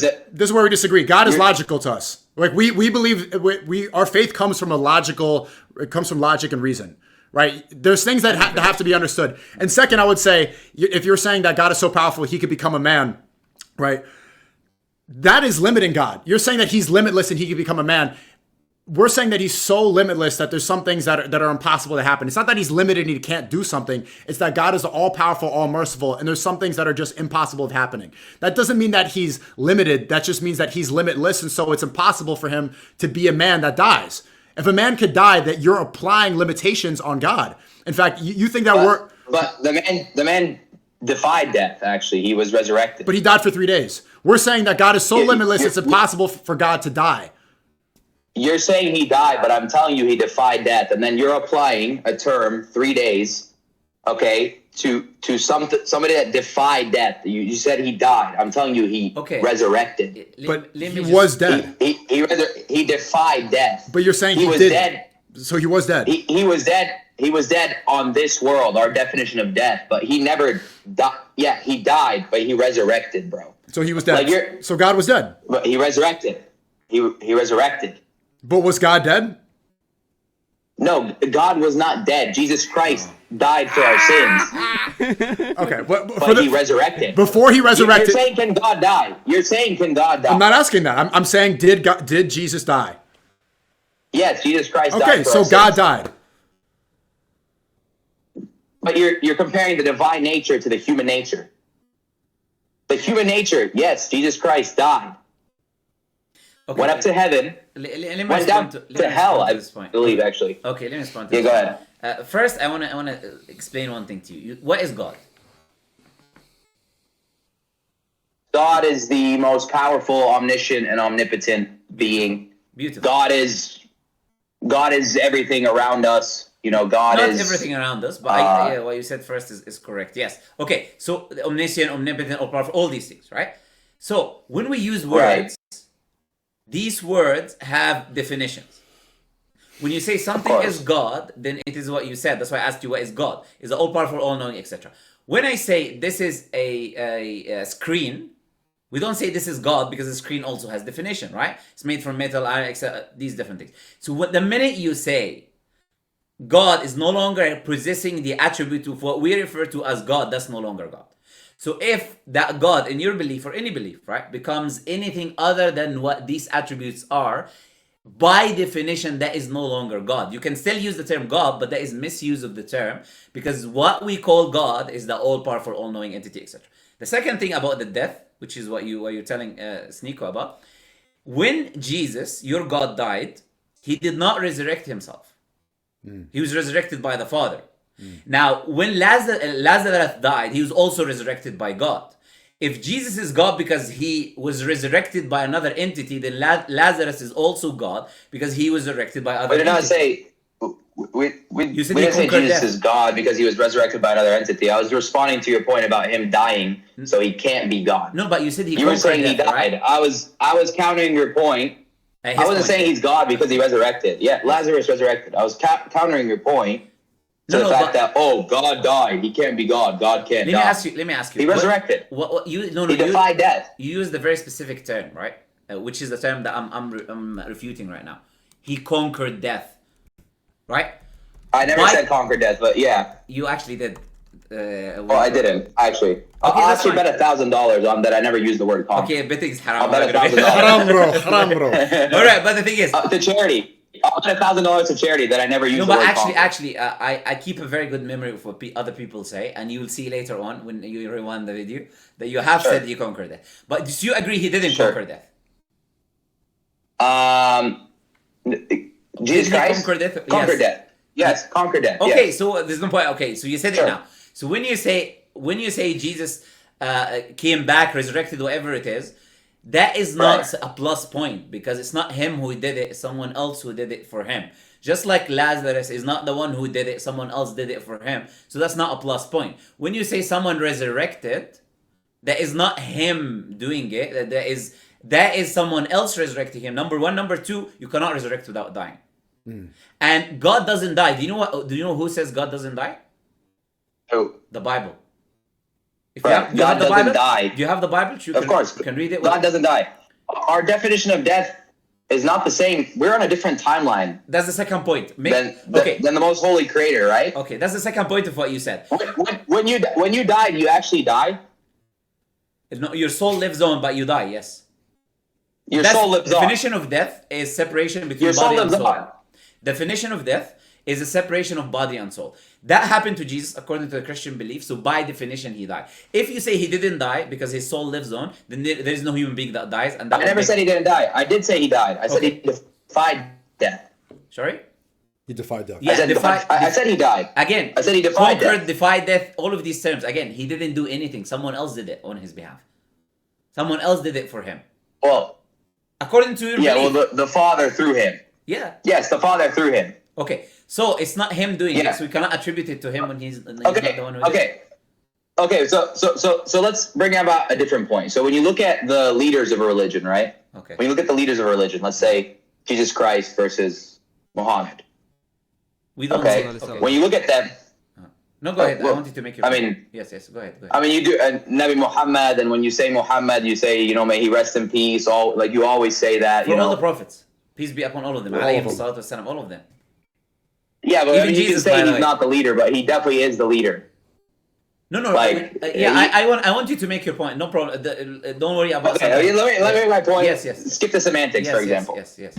Okay, when you look at Jesus Christ versus Muhammad, Jesus Christ was somebody who never sinned. Following the path of Jesus Christ, which is what we believe in as Christians. To be a good Christian isn't about speaking, isn't about enacting your faith upon other people. It's about not judging. It's about not lying, not stealing, following these commandments. Not being an adulterer, etc. When you look at the path of Jesus Christ versus the path of Muhammad, somebody who waged multiple wars, decades of wars, somebody who had multiple wives. The Aisha thing, I don't even consider that an argument because back then things were different. Marrying someone who was blah, blah. Things were much different than they are these days. I know a lot of people use that point, but I don't consider that a point. But having multiple wives, for example, mut'a marriage. Can we deal with one point at a time, right? I can deal with all of them, that's fine. Sure. But the first thing I want to say is, the minute you compare Prophet Muhammad to Jesus, you admit to defeat. And I'll tell you how you did that, is you compared what you believe is God to a human being. Instead of comparing Jesus to Allah, that's how all Christians lose by default. Because they compare their God to whom we believe is just a human being, that is not God. So that shows that you don't believe Jesus is God, because you would compare him with God, who is Allah. Rather than that, you compare him to Prophet Muhammad, who is a prophet, who is not God. That's the first point I'll make. The second point I'll make, if you say that Prophet Muhammad did these things, whatever these things that you mentioned, going to war, all of this stuff, like marrying multiple wives, does that disqualify him in your belief from being a prophet of God? That's my question to you. No, that doesn't disqualify him from being a prophet of God. And two, this whole you've already lost, win or lose. No, not lost. I'm not having a conversation to win or lose. Yeah, I'm having a conversation. Not so I can go, I won, I beat you, bitch. It's 1v3, first of all. Like that's a fair point. My chances here are not, you know, no, they're not the best. That's a fair point. But second of all, I'm speaking purely off of what I've been studying in my brain for the last 4. By the way, I just recently became religious. Okay. I don't know if you know that. 4 or 5 months ago, I was 99% to becoming a Muslim. Okay. The only thing stopping me was that I'd have to tell my mom if in my soul. Uh-huh. And then I got released from being kidnapped by the devil a day before Easter. So things changed for me. But I'm not here to do a win or loss. I'm here for a religious exercise, right? So, and you saying, oh, you already lost because you compared Jesus Christ to Muhammad.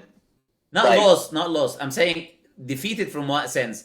From the sense is that you are going against the belief that you're proposing, which is the fact the belief that you're pushing forward and proposing. I'm looking at the teachers. I'm looking at the teachers of our religions. I'm not speaking God versus God right now. I'm not saying Jesus Christ versus Muhammad as God versus human. Right. I'm looking at the teachers of our religions. Our teacher, Jesus Christ, but he's versus God, your teacher Muhammad. He's God in your belief. Allah yes, is God versus your teacher Muhammad. But I'm not comparing God for God. I'm comparing teacher versus teacher. So do you agree? Teacher versus teacher. Do you agree that comparison is flawed by nature? If it's like apples and oranges, what people say, right? That comparison by definition is flawed. If one is God in your belief and one is just a human, you cannot compare God to a human, unless you deep down. This is the argument that I'm making, right? The defeat. That when I say defeat, I mean the ideology is defeated. That's what I mean. Unless you deep down know that Jesus wasn't God.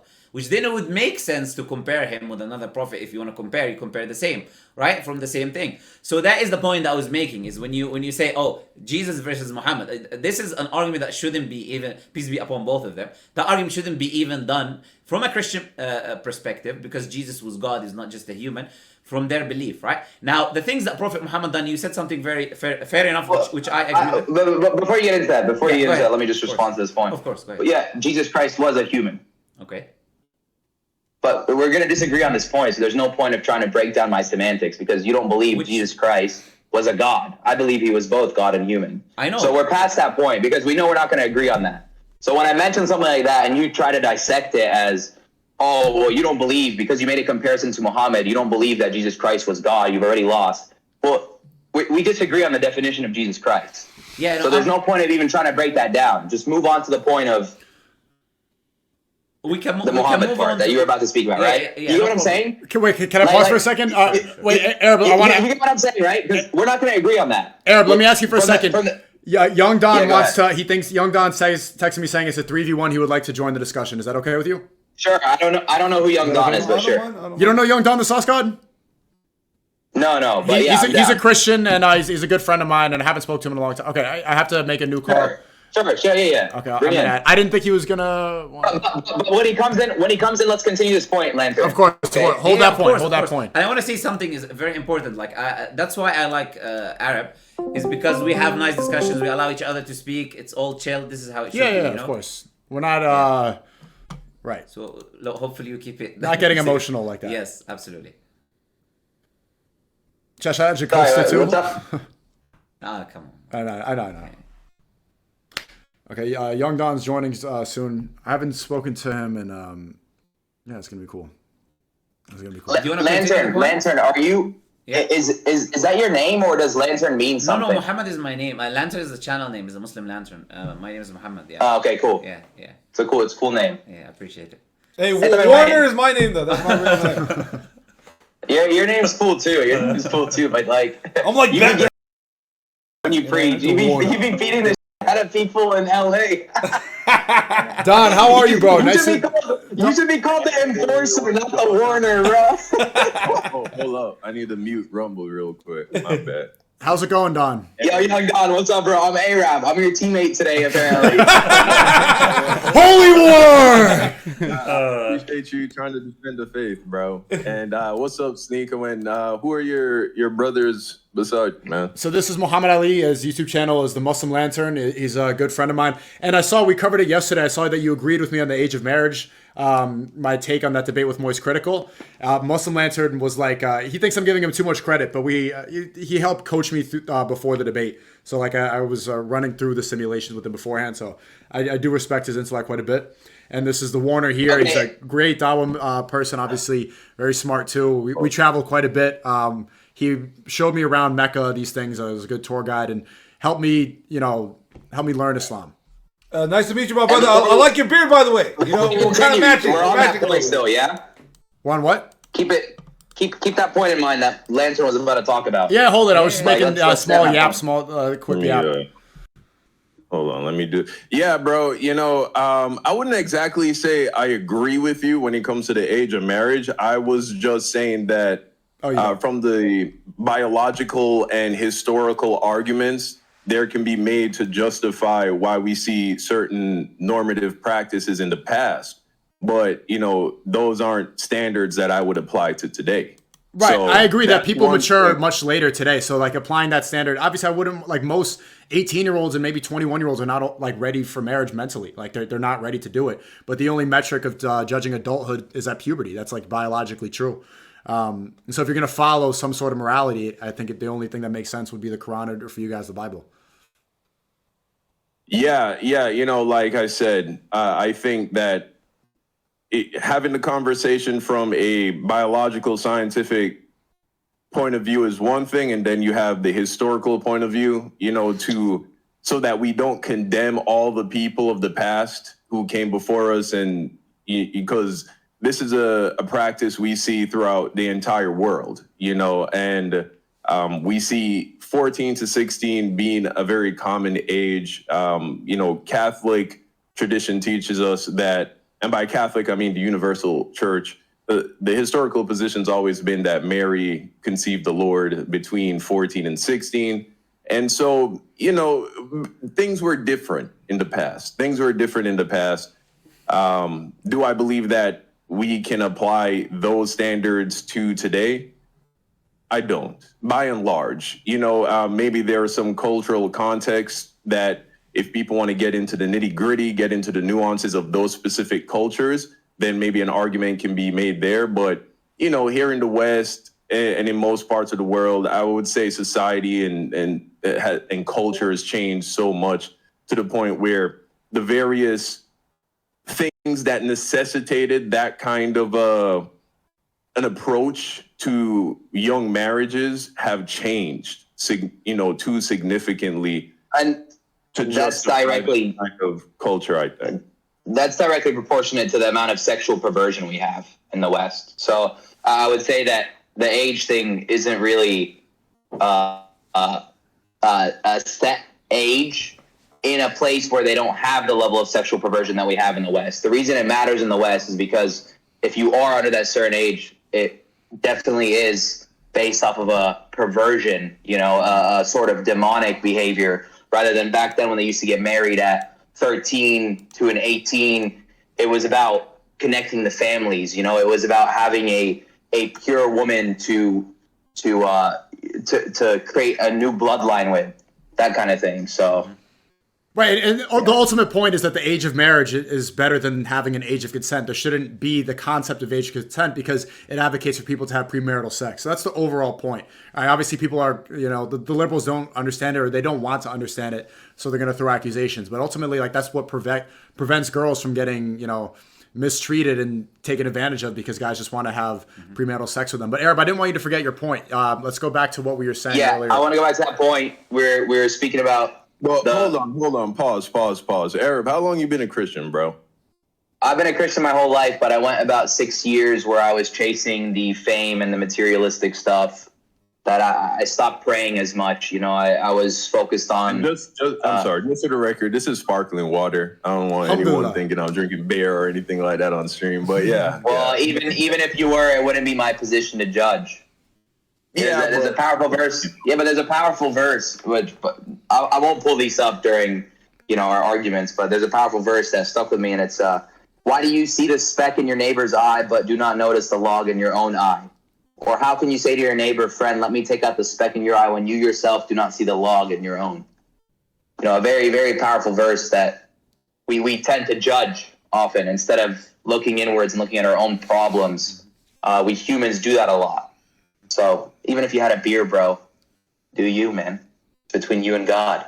Yeah, no, okay, I don't think it's a sin. The Bible, I don't think the Bible teaches a sin, just the mere consumption of any amount of alcohol. But, I personally don't drink, and I wanted to make that clear because I know that I have to set an example with my conduct.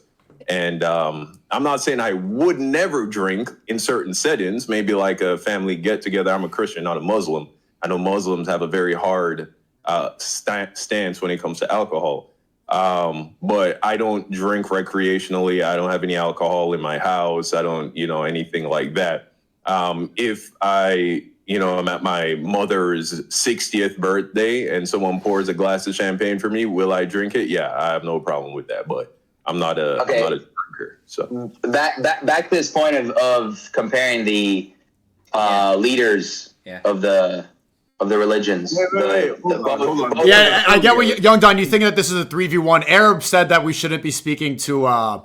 I spoke to this other Christian girl the other day, Demi, and Arab tweeted publicly saying like, "Oh, look at you bullying." And so I told him before, like, let's have a discussion. He wanted to speak to Muslim Lantern. He knows Warner, so this is not a 3v1 debate. We wanted to talk, and Arab was willing to. This is not we're not coming here jumping him. Yeah, and we're conversing. We're conversing. Shortly before I came on, you held up the Bible and you said you're new to this religious stuff. But then I'm not new to this religious stuff. No, I'm recently very devout. Okay, all right. So you've recently I was very devout. As a kid, I was very devout. I went through a 6-year period where I was chasing the wrong things. And then I had a very life-changing moment where I saw the devil with my own eyes. Okay, well, I just wanted to come in and pump the brakes and say, bro, the Bible actually tells us that we can do more harm than good if we try to engage in these kinds of conversations, not being, fully prepared, not being fully educated on all the things. And so I think it's possible, and I'm speaking from experience here, you can do more harm than good engaging in this kind of conversation, because I already witnessed, a couple back and forths where, he gave you some layups and you didn't make them. And so, of course, that's from what you've studied. But I'm here for a mental exercise. I just for me to take in their points and be able to up my. You have to realize more than just this debate is at stake, right? Let's say this: you do poorly in this debate, and then Muhammad or what was the other brother's name? This is the Warner. One more time. The Warner. Comes to Warner. The Warner, right? Yes. The Warner, let's say they catch you, they do a slam dunk. You might have just set some Muslim back 1, 2, 3 more years from converting to Christianity. Do you want that responsibility on your shoulders? Don, we're having a conversation, bro. Yeah, can I say something? If you're going to come into this conversation and you're going to have an issue with me trying to strengthen my faith and understand the counterpoints that people are going to have against me, then maybe... I want to say something. We shouldn't both be in the same Discord call right now. Yeah, I just want to say something. I'm here for exercise, right? Can I jump in and say something? Right, but yeah, there will be times. Yeah, okay, well, hold on. 1 second. 1 second. So the plan I'd rather this discourse happen. I'd rather there be some kind of, a little bit of back and forth between us than you continue to have this conversation ill-prepared, bro. Okay, can I say something? So the original plan for the stream was to speak with Arab. He's a friend. Muslim Lantern likes Arab. We like each other. We're friends conversing, right? Okay. I want to let Muslim Lantern chime in. Yeah. And the original plan was to speak to YoungDon, was to speak to you one-on-one, just me, like with no 3v1 situation like that. It was just going to be that. And then you texted me and you said you wanted to come in and like that it was a 3v1. But what do you so I just want to say like very few points. First is like when you say come to this prepared, it kind of makes it seem as if like we're coming to do a specific task with an agenda, etc. If you ask SNEAKO, we're coming in the car, for instance, and then I mentioned to him that I saw the tweet. I said, let's have a discussion. He said, do you want to do it tonight? I said, yeah, let's text him. Literally, we walked from there, we came here, he started the stream, right? This is not like a plan. Arab wanted to have a discussion. That's why he made that tweet. And based on that, I said, let's have a chat with him.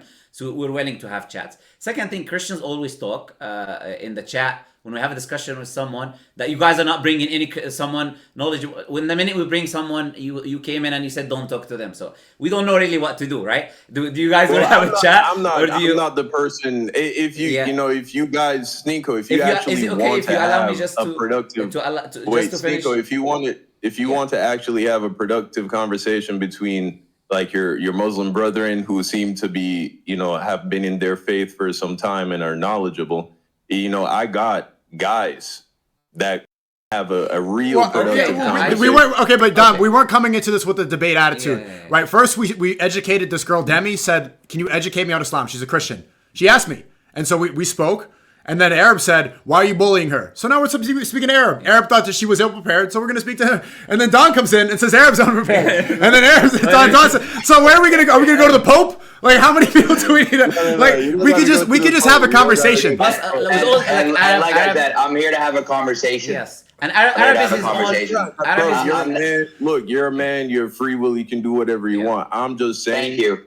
As one Christian to another, as somebody who's been doing this online probably a little bit longer than you, as someone who's seen the, what can come of this, I'm just saying, like, this isn't, if you want to have that, and if you wanted to have this conversation in private, I say do it all day. But you have thousands of impressionable people watching, thousands of souls. YoungDon, I have you have people on the fence. You don't want to small, bro. And who are you to decide that if let's say I do fumble a response that I can't respond to, who are you to decide that has more negative versus positive effect? How do you know how the viewers react? You're being the judge right now. I just want to say, you're being the judge. I just read you a verse. Well, here the Bible says that someone. I just read you a verse where Jesus preaches to not. I can read you a verse where the Bible clearly says that new converts are not allowed to teach. I'm not a new convert. He's not teaching. He's not here to teach. He's having a conversation. Yeah, I'm not a new convert. I'm by no means a scholar, but I'm not a new convert, bro. I went to Catholic school. I went to church multiple times a week. I've been praying for a long time. I used to want to be a priest as a kid. I just fell into the wrong things for a short amount of time. So I'm back and I'm here to strengthen my faith. And yeah, sure, there will be views on this, but there's going to be a lot of views about Christians fighting now because you came in and you did this. Like, Christian versus Christian, turn around while the three Muslims watch. Like, we haven't even gotten to the point to be able to speak at each other because you hopped in here for us to be 3v2 and instead you 4v1. Nah, it's not 4v1, bro. I'm just saying, I'm just telling you to pump the brakes, bro. I'm just telling you to pump the brakes. Me and SNEAKO had a conversation lined up, and so that's why I wanted to come in here. But yeah, Don, I'll speak to you. If you want to go ahead and debate these guys, bro, go ahead. We're not debating. Don, is it okay? Can I call you in a bit for the 101 of combo? I do want to speak to you. I have interview questions prepared for you. All right, sure thing. Okay, I'll recall you in about 30 minutes. Is that 30:45? Is that okay? Yeah, go ahead. Yeah, before you remove him, please, 1 second. Yeah. Because I just don't want to say anything after he leaves about him. I want to say it when he's here, right? Okay. Yeah, like, with all due respect, I don't know you. We didn't speak before, right? You have had an interaction, I know, with Sheikh Uthman. It did not go the way you wanted to go. But that doesn't mean that every Muslim is trying to do the same thing. And I'm saying that with respect to you. I understand you came, and I understand your perspective. You came, you're looking out for Arab. You don't want the same thing that happened to happen again, right? I completely get that.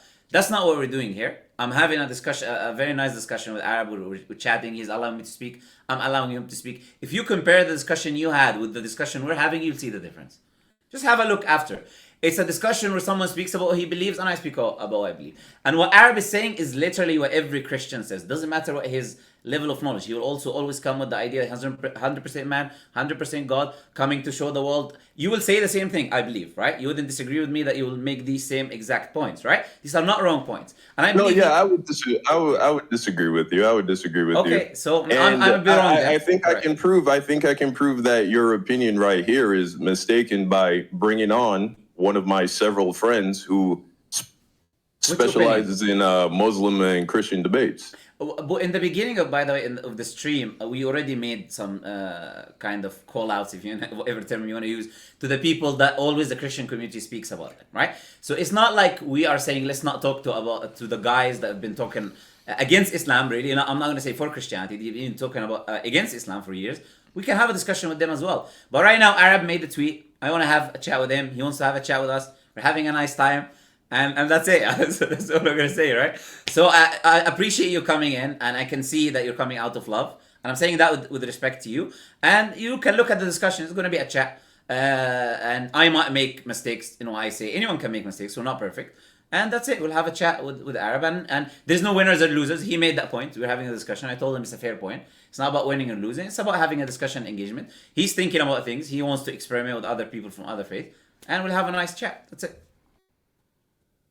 All right. Yeah, like I said, I don't know who it is that you called out before, but if you are serious about having a serious conversation with a Christian apologist who specializes in having these kind of dialogues, I can bring somebody on, somebody that could give a guy like Adam some assistance. You know what I mean? Yeah, we did, as I said, made a call out. He mentioned the name to you as well right now. And that is what all of the people in the comments. That's one person. Yeah. I wasn't even thinking about Sam Shamoon. Okay, so is that person good, or is not good?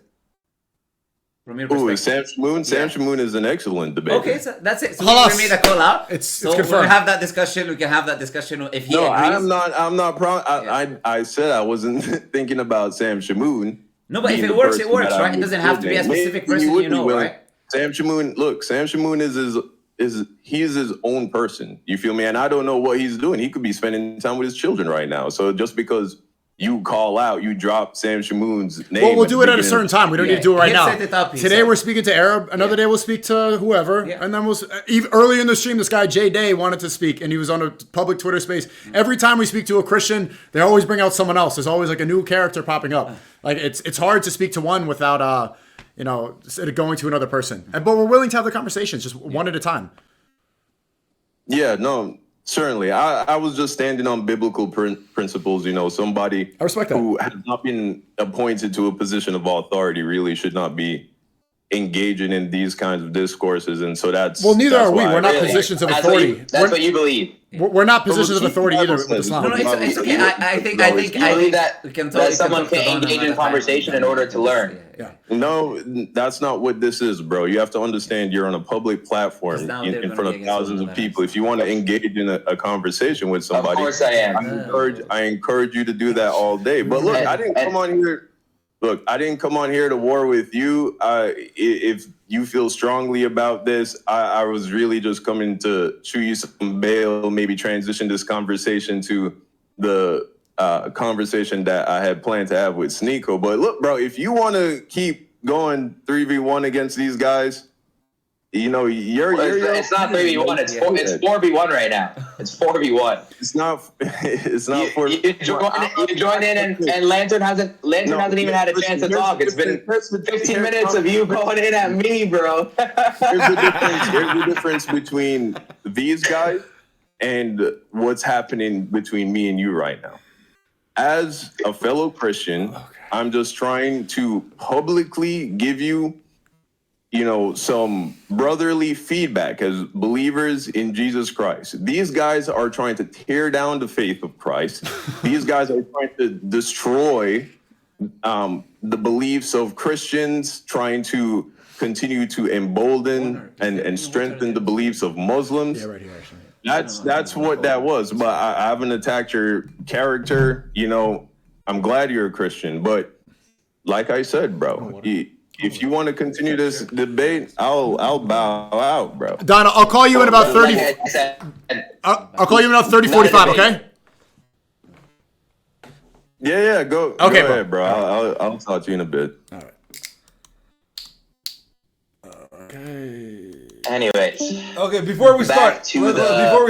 أعوذ بالله من الشيطان الرجيم بسم الله الرحمن الرحيم. Okay, go ahead. That was good. No, he's beautiful. No, He's got a great voice. Holy. He's got a great voice. We just have to clear it. Let's repeat the point for the new viewers. Our last point was that I brought up that when you compare the leaders or the prophets of both religions, the people who spoke the law, the people who spoke the word of God, so Muhammad versus Jesus Christ, you see that Jesus Christ is a very forgiving, he preaches forgiveness. He preaches not harming other people. He never sinned. He never lusted. He never enacted wrath. Whereas when you look at somebody like Muhammad, you see someone who waged multiple wars, who very often gave into, I would say, lustful desires. You might argue it as not lustful desires because it was through marriage. He had 32 wives, if I'm not mistaken. No. I don't know how many. It's all right. Numbers, I don't know how many, but I remember seeing it. You'll correct me. Yeah, it's fine. Like I said, I'm not super 100% on the facts as you would be. And also mut'a marriages, for example. Yeah, okay. So those don't really ring the right way either. Yeah, these are the points you mentioned before. We just talked about this idea of comparison, but we'll get into it now. So I asked you a question, which I think is just sufficient for me. Is all I want as a Muslim, essentially. Is when I said, does these things disqualify him from being a prophet in your belief? And you said no, because in our tradition, all what Muslims are saying is that Prophet Muhammad is a messenger of God, right? And we don't look at this as like a competition between two prophets or messengers. Do you get what I'm saying? So if someone were to say, I believe Prophet Muhammad is a prophet and Jesus was a prophet and Moses, I would say, okay, exactly, that's what Islam is, right? So it's a problem when someone says that this is not a prophet because of these things. Then because I don't think that disqualifies anyone from being a prophet. Yeah, I think when you compare what is being a Christian? Being a Christian is following in the path of Christ. It's what we believe as the perfect human. The perfect human came down. God sent someone as the perfect human to give us an example of how we should act. Okay. And when I look at Jesus Christ, someone who you won't agree, but you just said pure, but that we would say never sinned, right? Okay. That's what the perfect human is. That's what we should act, but we all suck, so we fail anyway. Okay, so the idea of being sinless, I'm going to also respond to the points you made about Prophet Muhammad in a minute, but the thing is this, according to the Bible, there's other people who are also sinless, not only Jesus. So if you say just if someone is a perfect human being, Jesus is unique because he did not commit any sin. According to the Bible, there's other people who didn't commit sin. If you open, for example, the Gospel of Luke, verse number 6, it talks about Elizabeth and Zachariah, mother and father of John the Baptist. Verse number 6 or book 6? No, Luke, the beginning of Luke. Verse number 6. I was on it actually. It's funny. Verse number 6. What does it say? Because I'm on Luke 6. Allah willed it. This is a sign I'm going to say. Like what I was going to say, right? So it talks about Zachariah. By the way, fresh and fit. Thank you for the raid. Continue. Yeah, it talks about John the Baptist. Is it verse 6 or book 6 you're talking about? No, verse 6. Okay, Luke 1 verse 6. Yes. Right, go on. Talks about Zachariah and Elizabeth, and it says that they walked in all the commandments of God, and they walked blamelessly. So there was no blame at all. They followed all the commandments perfectly, and sin is to break the law, to break the commandments. If you did not break the law, then you are sinless by default. So I'm saying if Jesus, even if we were to accept basically the argument, because I told you in the Quran, this wording is not used, but even if we were to accept it, according to the Christian tradition, he's not the only one. So it's not even a unique in that sense. Okay, we're not saying that that's the only thing that makes him God, right? He fulfilled many prophecies as well. Sure, we can prophecies from the original Injil. Yes, we can talk about that, no problem. We can talk about the prophecies, right? But about Prophet Muhammad first, peace be upon him. First, okay, yeah. Let's go to that point. Yeah. See, peace be. You see what I'm saying? Like you said, he's not the leader. Jesus, peace be upon him. We say peace be upon all the prophets. All the prophets. Even when we mention Jesus, and we see him being disrespected, we say peace be upon him too. Allah says in the Quran, وَالسَّلَامُ عَلَى مَنِ اتَّبَعَ الْهُدَى, and peace be upon everyone who follows the guidance. Allah also says peace be upon the messengers, generally. So when we say peace be upon them, generally all of the messengers of God, we use the same term for Jesus, for Moses, for Noah, for Abraham. That's not unique to Prophet Muhammad, right? I was just saying leader. I just wanted to understand your idea of what you mean by leader. But Prophet Muhammad alayhi salatu wasalam, when you say mercy, you talk about merciful and you talk about mercy, right?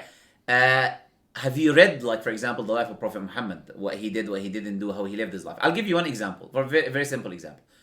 Prophet Muhammad ﷺ spent 13 years in Mecca in the beginning of his messengerhood, okay? When he was telling people about God. He spent 13 years in Mecca. The pagan Arabs tortured him in every way you can imagine. They killed his companions. They were about to kill him multiple times. They persecuted him day and night. And he was calling people to God, okay? This is what Prophet Muhammad ﷺ was doing all of that time. There was no calling to arm. Allah did not give the Prophet ﷺ the command to fight or do anything. Then the Prophet left because of the persecution, because they were plotting to kill him. He left, he went to Medina. When Prophet Muhammad ﷺ went to Medina, when he came later on to conquest Mecca, now because of course they left their homes, they left their goods, they left everything. That's where they were born, but they had to leave because they were going to die. When he came back with an army of 10,000 people, the people that been persecuting you, killing some of your loved ones and companions in front of your own eyes for 13 years.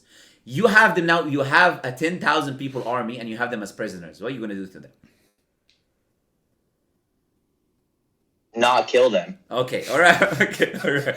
So, what did Prophet Muhammad do? He said, no blame on you today, and antum tulqa, you're free. And he let them go. Now, if we talk about mercy, right? This is the best manifestation that you can talk about. For sure. Yes. One example. Yes. So if someone says, and I can give many more, right? I was just giving SNEAKO an example of the man who entered the masjid. Can you give examples where he slaughtered people?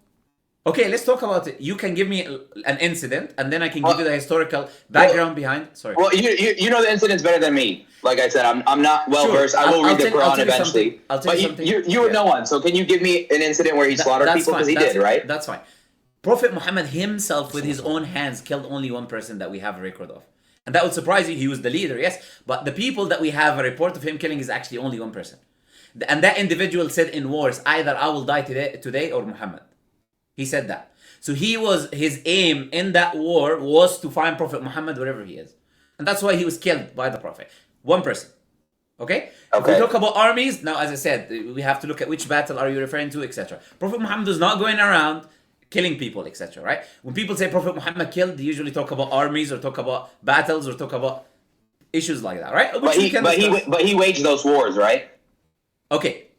The overwhelming majority of the wars that happened, when I say overwhelming majority, let's say 9 from 10.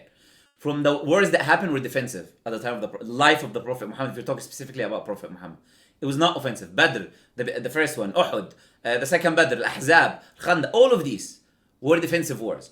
Because as I said to you, these groups were trying to kill the Prophet. The minute the Prophet, as I told you, left Medina, they came to fight him. Badr was the first battle. It was 300 with the Prophet, barely any weapons, and 10,000 of the disbelievers with high equipment and weapon, and they lost, the disbelievers.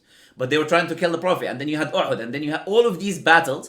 Literally, the Prophet is defending himself in Mecca and Medina from those people who are trying to eliminate him completely from that region. Because he eliminate him and eliminate what? The word of God? Yeah, eliminate the followers, the word of God, calling against. Do you believe? Yeah. Do you believe God needs you to fight for? Do you believe God needs you to defend him? God doesn't. You don't think God? Yeah. You don't think God's strong enough to defend himself? God doesn't need anyone, but God uses people as means to fulfill certain purposes. God can by slaughtering people. Okay, give me an example. So far, with all due respect to you, Arab, you know you're a nice guy, but I like the thing about me is I'm a facts guy. So when someone says the Prophet did this, I give you a fact. For instance, the Prophet only one person. Yeah. Right. If you want to say the Prophet was slaughtering people, you have to give me examples, right? You have to give me instances. and then I can give when you wage wars, you said he waged wars. I mean, he might have not killed them by himself with his hand, but like, let's say I put out a hit on someone, right? Sure. Let's say I put out a hit. I pay someone $10,000 to kill somebody I don't like. Sure. They do it. Okay. The trace is not to me. Sure. Is the blood on my hands? Yes, the blood is in your hand, but the question is, the blood is on my hands. Yes. But the question is, did that person deserve punishment? Are you saying under any circumstances? But you're enacting punishment for God like that. No, I'm asking you a question. It's not for us to enact punishment for the Lord. Okay, I'll ask you a question then.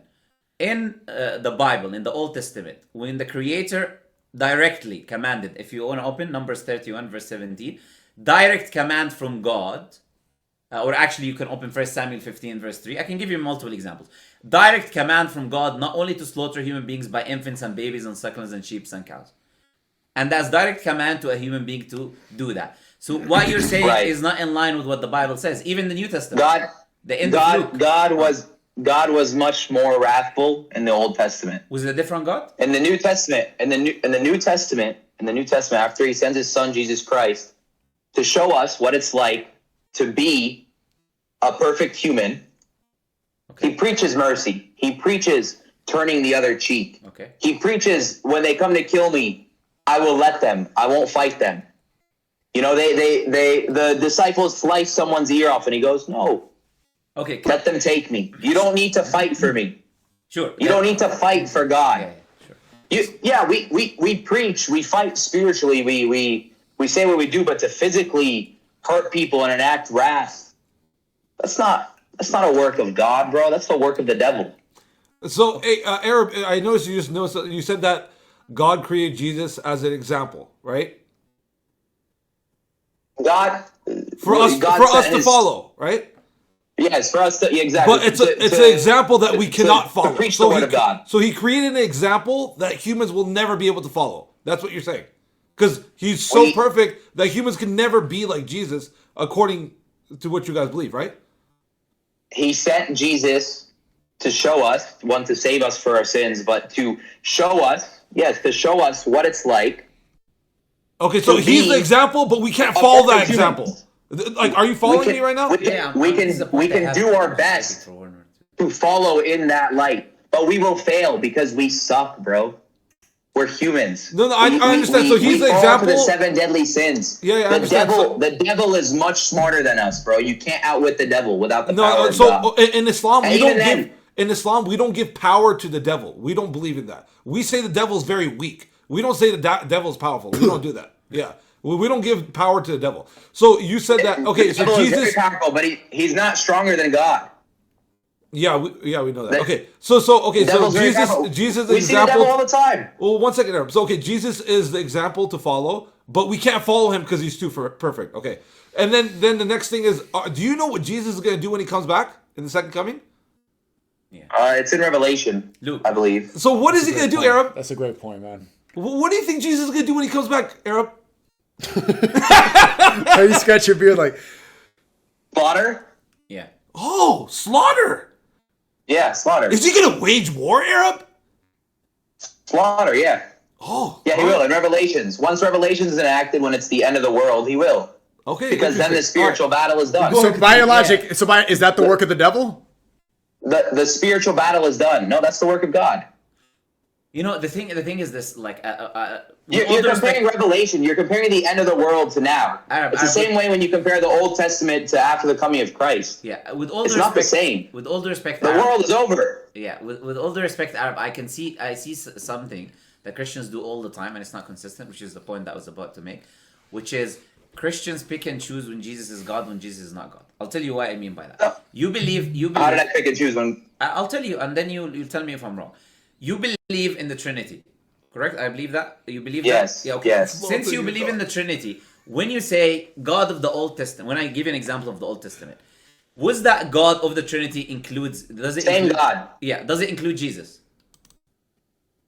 No. Oh, but in the Old Testament, it's the Father. So not then the he Trinity, sends his Son in the New Testament. No, it says when it says a command from God, that should mean the 3 persons, including Jesus. Not from the Father. The Old Testament. The Old Testament is the Father Almighty.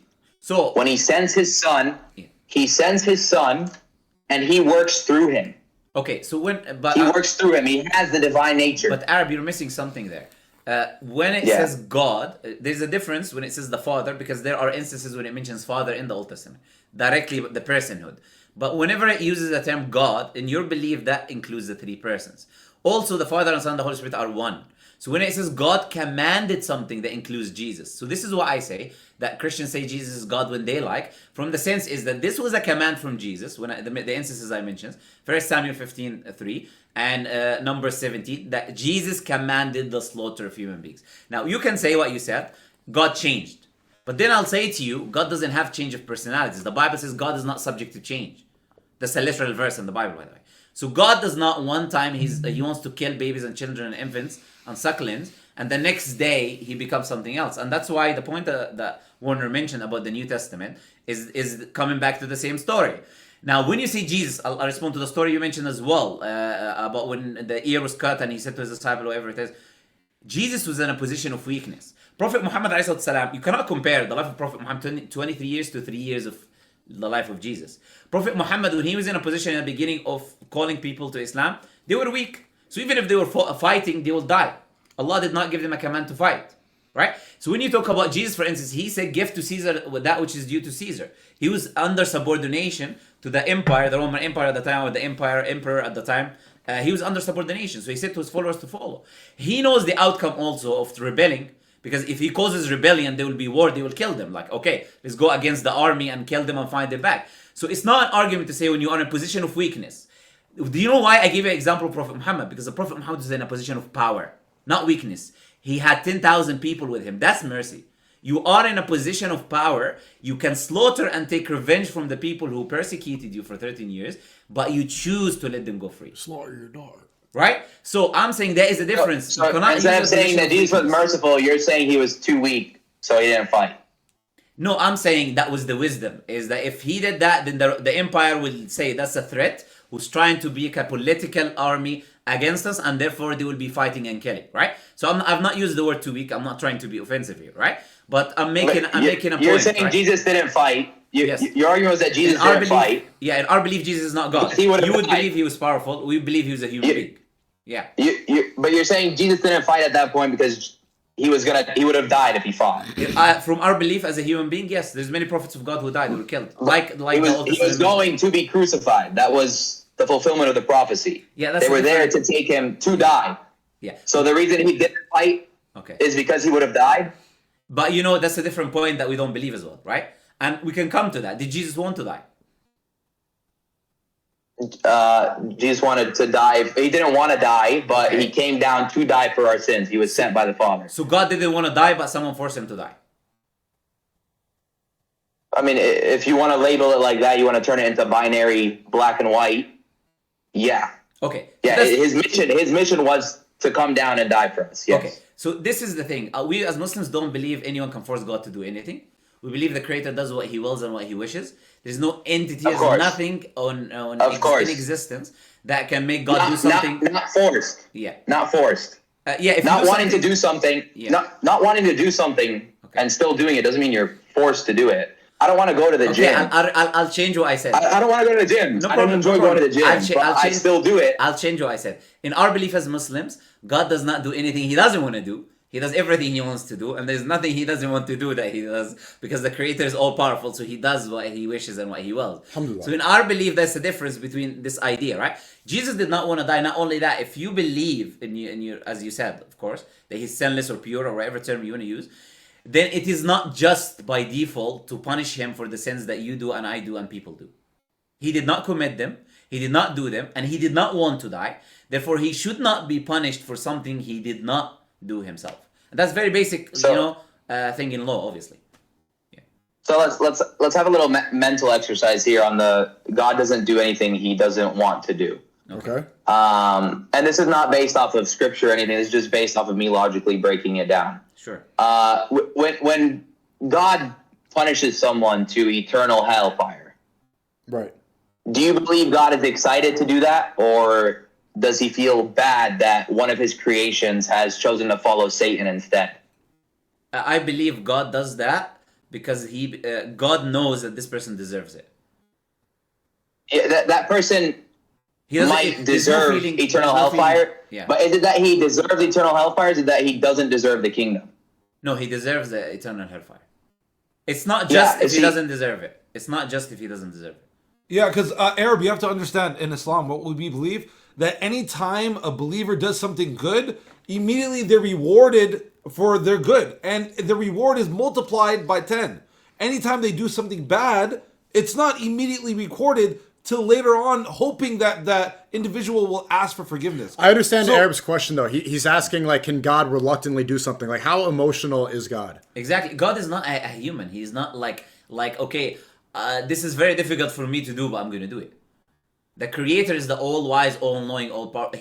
Whatever the Creator does stems from wisdom and it stems from justice. So does Allah get angry? Anger is there, but it's not the anger of humans.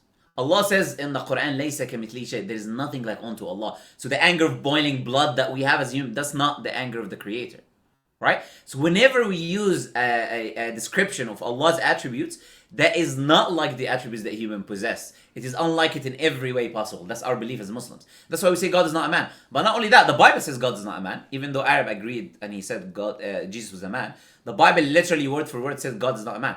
In Hosea chapter 9 verse 11 and in Numbers 23 17, I believe. So all over the Bible. But this argument goes back to the Jesus Christ versus God, which we don't agree on. So going back to it as a that's the main what's point, it called? Right? As a flaw in the Bible, we disagree on Jesus Christ. Okay, let me ask you this. Correct. I think the most important question is this then, right? Then I'm making comparisons and this and that. Was Jesus God himself walking on earth? I think that is the most important question to ask. That is the biggest difference. And my question to you will be, right, for us to judge whether Jesus was God himself walking on earth, that should come from Jesus' statements himself, his own mouth, what he said and what he did. Okay? I believe that's a very... Yeah, and you're going to say, the Father, I can't do anything without the Father. I know, I've heard this. I've heard this before. That's not what I was about to say. I've heard this before. You're gonna cite a Bible verse, and you're gonna say, he says, I can't do it without the Father. I wasn't going to do that. Okay, go ahead. But I like that you brought that up. You know, I was not going to do that, right? What I was going to do is ask you, where are these instances or verses or what makes you believe that from the statements of Jesus himself? That's what I was about to... I would like actually to explore what you think rather than tell you this and this. I ask you, okay, you believe Jesus is that. Why do you believe that looking at Jesus' statements? If we accept that they're reliable.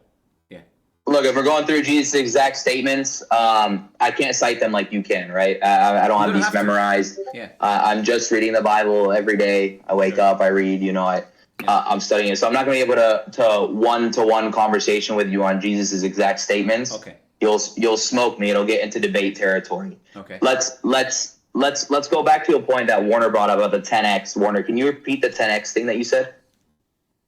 Yeah, I'm just saying that off the top, Allah is so merciful, Allah is so kind. He did not create us to punish us. The people who went to the hellfire, they deserved the hellfire.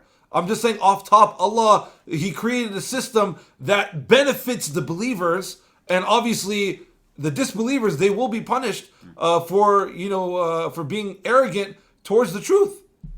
And I hope you're not going to be arrogant towards the truth one day as well. Well, I wouldn't ever say that you're going to hell. It's not for me to judge, and I would hope that if you were ignorant to the truth, Warner, that God would be merciful on you. I don't think that he wouldn't be, as long as your heart and your intentions are pure and you walk in a path which is pure. But there's a point that I want to bring up. I'm interested to hear your opinion here, Lantern, about hasanat.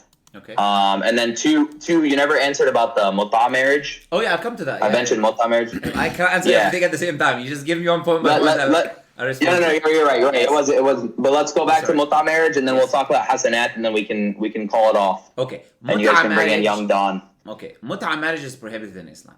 The Prophet prohibited muta marriage in Islam. It does not happen. What you're referring to is a group of Shia who do this specific practice. Not all of them even. Shias. And we love the Shias.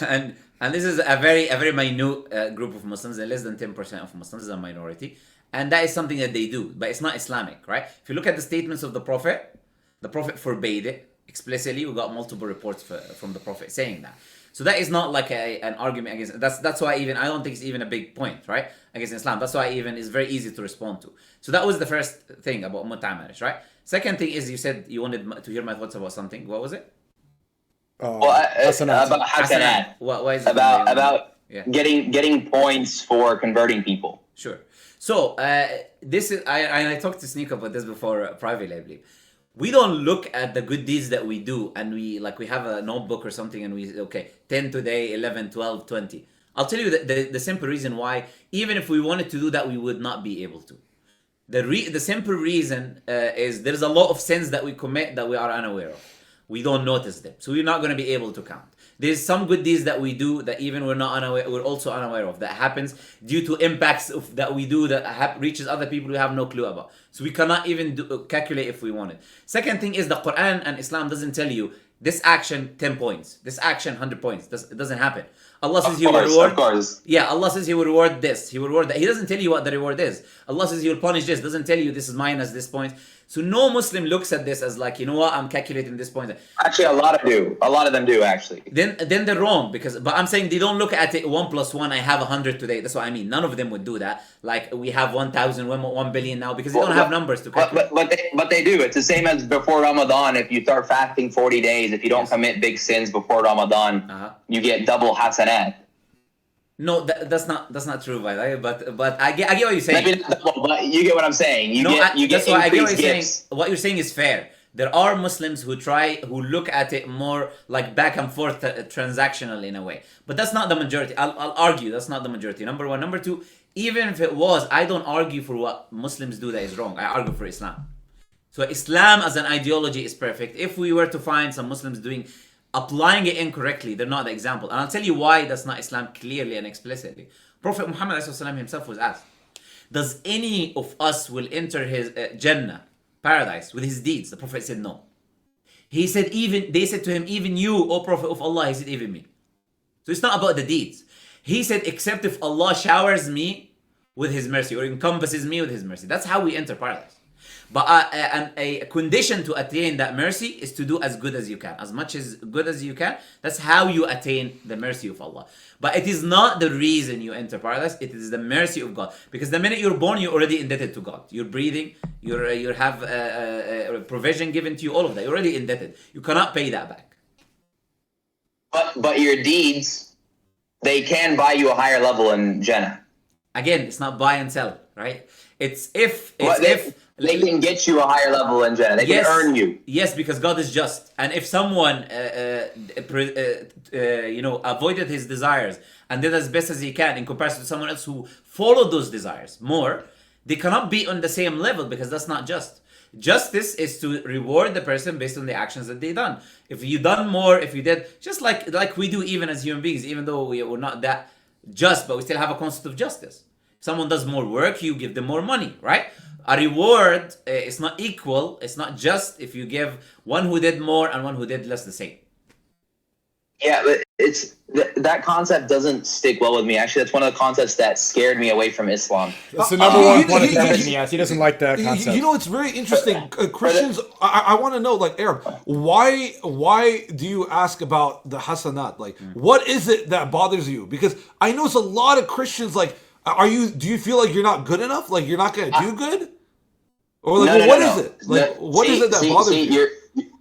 That's not what it is at all. It's that I don't feel that I deserve anything higher in heaven for having been a better Christian.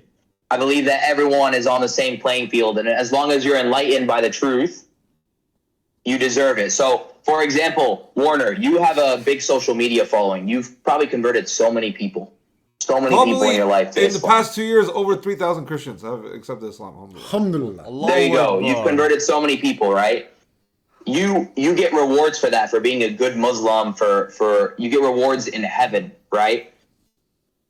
Let's say African warlord child, right, who was born with an AK-47, all right, in the middle of the desert, the jungle. On his deathbed, hears about Allah and becomes a Muslim and converts and repents and blah blah, and now his soul is pure.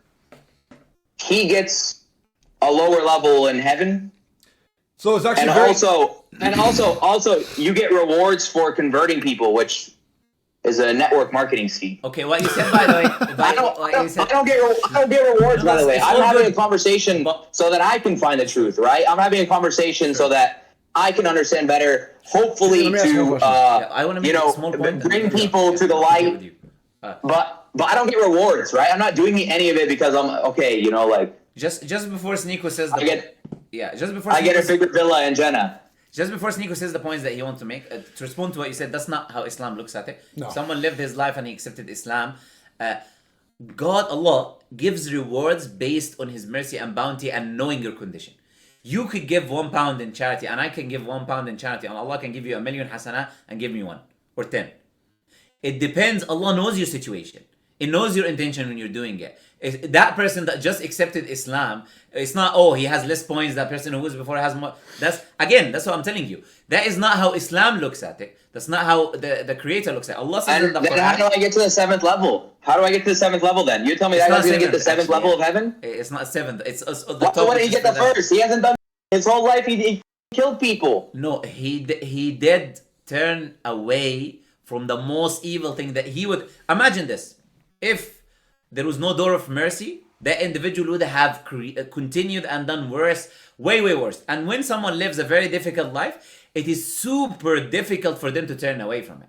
So that by itself gets a reward that is not comparable to anything else. Because that individual lived a very difficult life. Well, that's unfair for Warner, because Warner's been his whole life out here on in Santa Monica Pier converting people with the Quran and being his child on the pier, bro. Like, that's so unfair for Warner. Again, who said Warner is going to be under him or not the same level? I said to you, this is the thing. You're missing the fact that the one who calculates and judges is Allah. You're not more just than God. I'm not more just than God. Allah knows my situation. I understand that, but you said at the beginning of this conversation an hour ago that your religion is based off of logic. No, that's what SNEAKO said. I'm very careful with what I say, by the way. That's what SNEAKO said. Okay, Look, well, you have a good memory, so maybe you didn't say that. Yes. Maybe you didn't say that, but I do remember, and maybe 3v1ing, so let's assume 1v1. Let's assume one camera versus one camera. You cut off I heard that you're arguing based off logic, right? No, I don't say. I don't. Okay, look. Logic is used in Islam. Sound logic. It's a part of Islam. We don't reject it, but it's not the only thing. It's revelation and logic. It's a combination of the two. We say aql and naql. Aql is the intellect, and naql is the revelation. It's two things. Intellect alone cannot get you to know everything about God or revelation. You require revelation.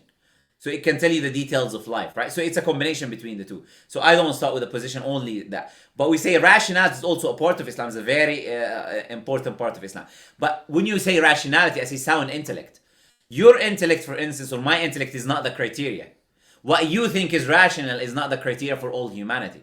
What I think is rational is not the criteria of all humanity. There are certain things that are common sense or sound logic that everyone can agree on. But if you bring something that you personally think is not rational, that is not a criteria for what is logical and what is not. That's a very important point to keep in mind.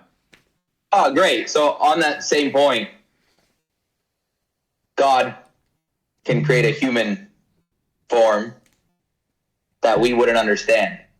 Okay. And that's the paradox. Again, that will come back to that point I made to you. Where did God say... We can't come back later because I have to head out and I have to go film the video. One thing I want to ask Arab, my brother Arab, I want to ask you a question. Imagine someone hires you for a job, but they said they're not going to pay you. Are you going to accept that job? Someone hires me for a job, they're not going to pay me? Yeah, they're not going to pay you. They want you to do all the work, but they'll pay. That's a very black and white question. If I'm a 17-year-old entrepreneur and someone who's much more wise than me hires me for a job and says he's not going to pay me, yeah, he's paying me in education.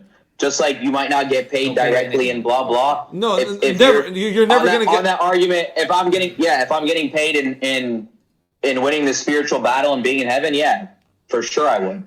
You're getting paid somehow, bro. But that is payment. In his example, there's no payment, no knowledge, nothing, no benefit. Yes, but there is.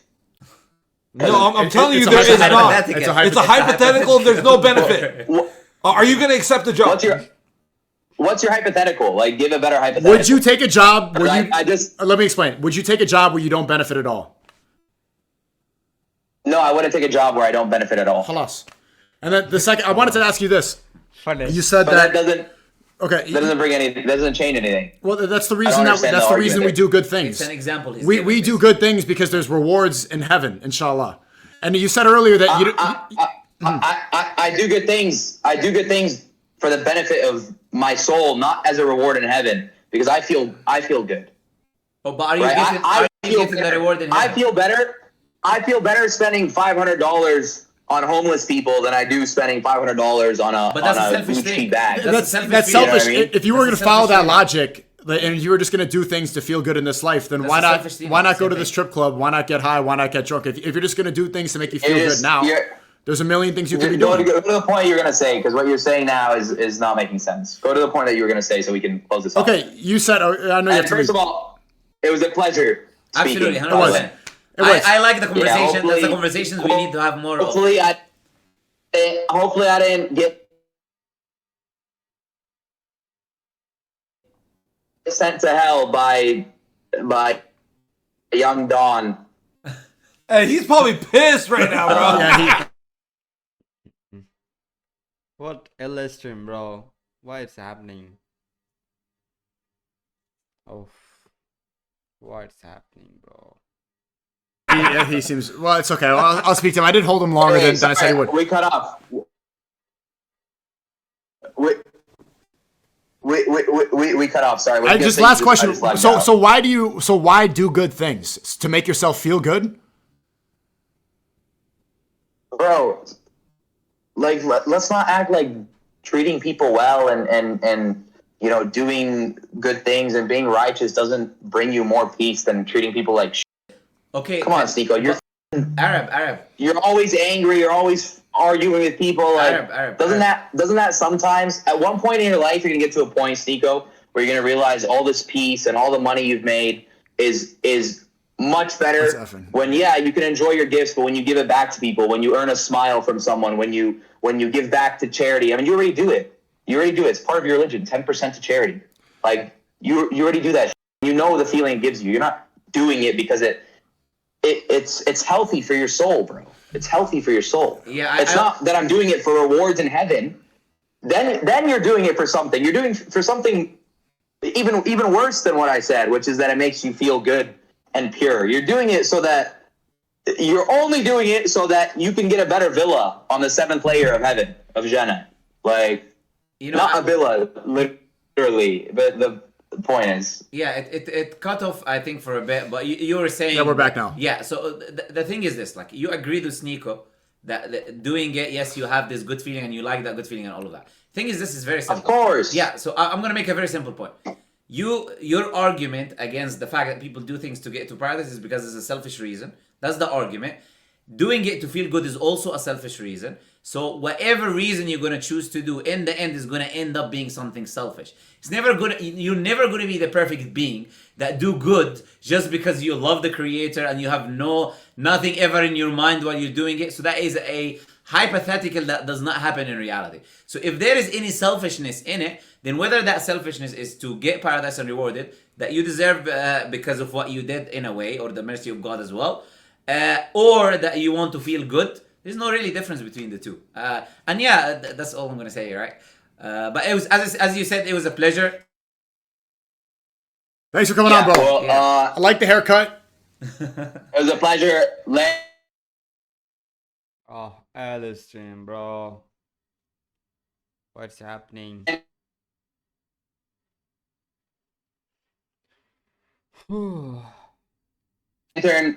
Thank you. Yeah, it looks better. It looks like I lost weight. YoungDon's probably pissed right now. Like, think about how many people I just sent to hell with this conversation. I'm not gonna lie. See, I think this is a beneficial Anyway, conversation. boys. Wait, I want to point out one thing before you leave. A lot of Christians conduct themselves in a very emotional way when they talk about it. They're trying to like do gotcha points. You came in having points of contention. Genuine. He was genuine. Yeah, points of contention with Islam, things that you wanted to be explained, and so you asked in terms of understanding. A lot of them come in here like this, that, add this person. What about? Are you explain? Like it's not. You're not trying to learn. They just come to spar and fight, right? And you came in trying to learn, which is why this conversation was good. Well, they're not following in the path of Jesus Christ. But that's why I like Arab. We all stray off. That's why I told we you all I stray like, off here and there. That's why I told you I like Arab, because I can tell without meeting him. I know what kind of person he is. When I tell, okay, I want to talk to this person or that person, because I know what kind of person. I don't need to meet him. I know he is the individual who will have a discussion. He's not going to emotion. He's going to be chill. We're going to have a back and forth. He's going Thank you, bro. Yeah, so that's it. Thank you. Yeah, I'll let Warner call me Shaitan for an hour and a half in a train through the desert, bro. You know, You're Shaitan, I didn't do that though, yeah. Perspectives. And let me just clarify one small thing. In Islam as well, we don't believe you can say a person is going to hell. Oh, it's effing again, man. What the hell? Right? No, of course. You God is the only you judge. do not know, right? Because you do not know their life, their outcome. When they die, after they die, it is between them and God judges them, right? But it's effing again. I don't know why you keep saying it's effing. Pleasure chatting. Same. Enjoy conversation. I'm sure we'll have a conversation in the future as well. Absolutely. I'm gonna keep studying. Maybe one day I'll have this thing memorized as much as you. Anytime you're welcome to have a Yalla. discussion. 100%. Cheers, Or boys. Arab, you or guys. you could just read the Quran. Good idea. That's option 2, buddy. That's option 2, buddy. I will. All right. And You you're will. Arab. I And will. you're Arab. So I will. you know what I mean? Yeah. I'm Arab. I'm an Arab Christian, and I own the word Arab. Who are you flipping off? All right, look at her trying to clip on. Okay, pray Fajr, yeah, it's time to pray Fajr. I think I could keep streaming though. There's a lot of people in here. Let's pray and then come back, huh? All right. Okay, but I'm sure we need to get some sleep because we have to do some traveling tomorrow. Yes. I don't want to say where we're going, chat, but we're going to be traveling, so we do need to get some sleep. I'm not sure. And yeah, let's be real. There's a Christian that wants to join. Some of you may know. You can see it in the chat. It's just like he's just going to come in like, wait, one question. Did your... It's just like, it's going to be a clip farm. I don't feel like doing it. I'm not going to lie to you, bro. Yeah. It's not he's going to do that thing and then leave. Like, we could talk. If he wants to do a God Pill podcast afterwards, Zerka, we can go call afterwards. I don't want you to come in here and just try to get a clip. It's just going to be annoying to me. Okay, let's go pray. Do it. Go pray. Or do you all have a wudu, or maybe you could... I'm ready. I did it. I have to do my wudu. Okay, you can do it. Yeah, I do. I have to as well. I wish you weren't going to ask that so I can... Okay, cool. Yeah, so I'll just do my wudu, and then we'll take turn entertaining the stream and stuff. Okay. Why is your hand here? No. I was holding the chair so I could take off. I thought he was like slipping a secret message behind the thing or something. Yeah. I see. Maybe. Oh man, YoungDon tweeted it and he didn't text me back. Yeah, he tweeted the stream, but yeah, that's too bad. I told him it was going to be 90 minutes. It was going to be 2 hours. Yeah, I took a little longer than he said, but it is what it is. Yeah, you can have a discussion with him, of course, privately. But this is the thing I say most of the time is like whoever you're going to talk with, Christians are never going to be satisfied. Right, you've seen it this stream. No, Christians, you have to admit. Every second they want another person. I'm not trying to be disrespectful. I've seen some Jay die. They tried to set at Jacosta, at Arab, at Don, kick Don, bring Don back, called Trumpet, call Sam, bro, you called, how many people do we have to call? And we just come here and chill and have we can't have one conversation without someone coming like, what about this? Like, can we talk? Like, is it really that bad? But that also means that they feel when we're having these discussions... something's going to be revealed that they don't like. Yeah. Exactly, something is revealed, it's not, something is not the way we like it here, I don't want to hear this.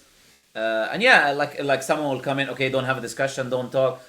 Allow discussion and discourse. We're having a talk, we're having a discussion. Yeah. And they say, no, you're running. Like, last night I was in a Twitter space for an hour after my stream, and I was talking to Jacosta for a long time about, like, the comment that Muhammad Jab made. Yes. And then he's like, no, let me talk to you about Unitarian Christian, but it's 7 a.m. And I'm like, bro, I kind of want to go to sleep now. And I'm like, I know what they're going to say. I'm running. I look at the community. SNEAKOs are running from Jesus. First off, Unitarian Christians reject the Trinity just like we do. Yeah. But people like the title of like, oh, I'm a Christian, I'm defending Christianity, even though you don't even agree. If you believe in the salvation from the Trinity, then you would disagree and you would think that Unitarian Christians are not even on your side. But because you're like, we're both calling each other Christians, that you have something in common, really you don't. Running cowards. It's just buzzwords. Yeah, I know. It's so like, and we also they first they said you're running from Shamoon. Yeah. We said we're gonna do it, and then now we're running for another guy, and then Don comes on. You're running from this guy. Like, how many do we need to? It's ridiculous at this point. Yeah, and they were saying the same thing about every time they say the same thing, and we allow the person on. We have a discussion with them. They continue to say the same thing again. Bring him again. It's a never ending. I already have a discussion with the person that you mentioned, right? I already had a discussion with him. Why have another? We already had a chat, right? How are we running away when we already had a discussion before? So it just like makes no sense, you know. I'm not gonna lie. I never talked to Zerko before, but I've been wanting to whoop his ass for a long time. You know what I mean? Yeah, but it would be nice to talk to him. I mean, he's relaxed on the anti-Islam stuff. I mean, like when the whole he called us invaders yesterday. Yeah. You know? But when he does that Islamophobic, I definitely want to whoop his ass. But like when he chills out, then I'm like, okay, he's chill now. Funny. Yeah, I liked him when he's chilled out. But when he insults us out, 100%, I want to whoop his ass. 100%. Yeah, I mean, yesterday he tweeted calling us invaders and stuff like this. And what else did he say? Oh, he said that we're not allies and, we're blaspheming. So, like, he's my friend, but it's like, sometimes, man, Okay, let me go make wudu. All right. I guess we gotta take over SNEAKO stream now. I'll be quick. Take your time, man. Don't worry. We're gonna entertain the chat. Chad, did you see the difference between the Muslim Brotherhood and the Christian Brotherhood? Or whatever exists of it? Immediately came and they start fighting with each other. I was like, you bring in another one, they're all gonna start fighting. That's so funny. Yeah, just Arab. To be fair, Arab just wanted to have a chat, but then don't want him to talk. I think he's gonna misrepresent. I think Arab did very well. Huh? I think he did very well. I mean, he was genuine. He was sincere. Yeah, no, and he did very well from the sense is that he was responding back and forth. Like, he was not like just like doesn't have nothing to say or whatever it is. So he did very well for a discussion. And I'll say that when I have tons of discussions, you have tons of discussions, right? So it's not like we brought someone who's like, we don't target or we see whoever wants to have a discussion, they can have a discussion. And they keep talking about these individuals and hundreds of times. Either we already had a discussion with them or we told them to come. But yeah, they're never fully satisfied, It's never 100%. It's never going to be enough until we get the Pope. Yeah. Let's get the Pope. Actually, I say that all the time. Let's get the Pope. But I think they're going to say the Pope is Catholic. We're not I know. We do. Yeah. He's not a true representation. Get the Pope, the old Pope that died. Resurrect him and debate him. He was the base Pope. Honestly, man. All right. Let's pray, inshallah, here. Please. Hey, we should show them how we pray, bro. If you want. Okay. Yeah. Well, just be careful with the camera, isn't it? Yeah, I'm just about to drop. Yeah. I'll just turn it and that's it. I don't want to try it that hard. This way.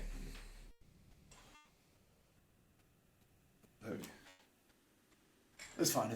Yeah, they're not going to see from the. Unless you want to do it there. Let's do it so they can see how to pray. I bet you there's thousands of people that don't know how to worship God, bro. You know what I mean? Up to you guys. I don't mind.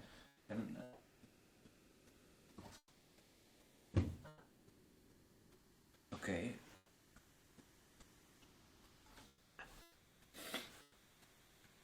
Okay. You want to do a comment? Yeah, yeah. Allahu Akbar, Allahu Akbar, Allahu Akbar, Allahu Akbar. Ashhadu an la ilaha illallah, ashhadu an la ilaha illallah, ashhadu anna Muhammadan Rasulullah, ashhadu anna Muhammadan Rasulullah. Hayya ala as-salah, hayya ala as-salah, hayya ala al-falah, hayya ala al-falah. قد قامت الصلاة, قد قامت الصلاة. الله أكبر, الله أكبر. لا إله إلا الله.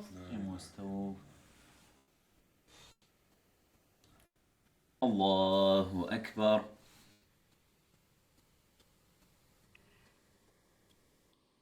By the way, this video is flipped, so I think you are seeing الحمد لله رب العالمين الرحمن الرحيم مالك يوم الدين إياك نعبد وإياك نستعين اهدنا الصراط المستقيم صراط الذين أنعمت عليهم غير المغضوب عليهم ولا الضالين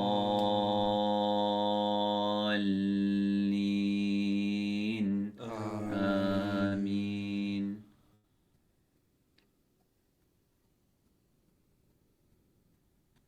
وآية لهم الليل نسلخ منه النهار فإذا هم مظلمون والشمس تجري لمستقر لها ذلك تقدير العزيز العليم والقمر قدرناه منازل حتى عاد كالعرجون القديم لا الشمس ينبغي لها أن تدرك القمر ولا الليل سابق النهار وكل في فلك يسبحون. الله أكبر.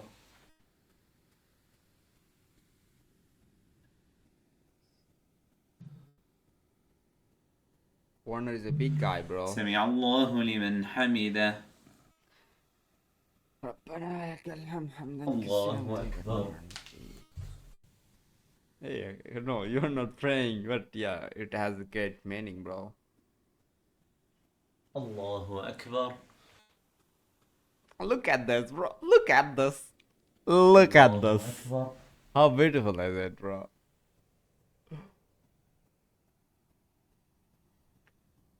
But when I missed any الله أكبر.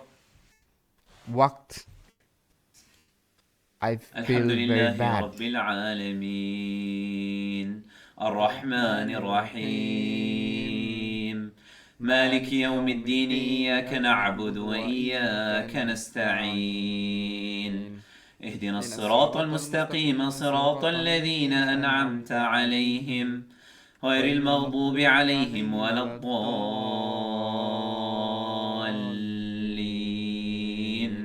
آمين.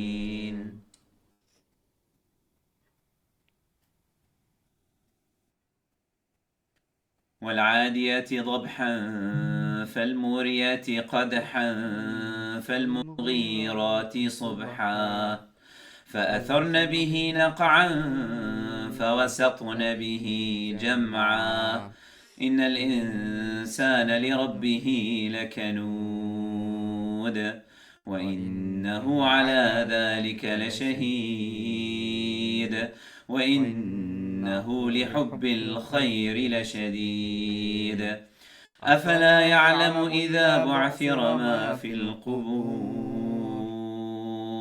وحصل ما في الصدور إن ربهم بهم يومئذ لخبير. الله أكبر.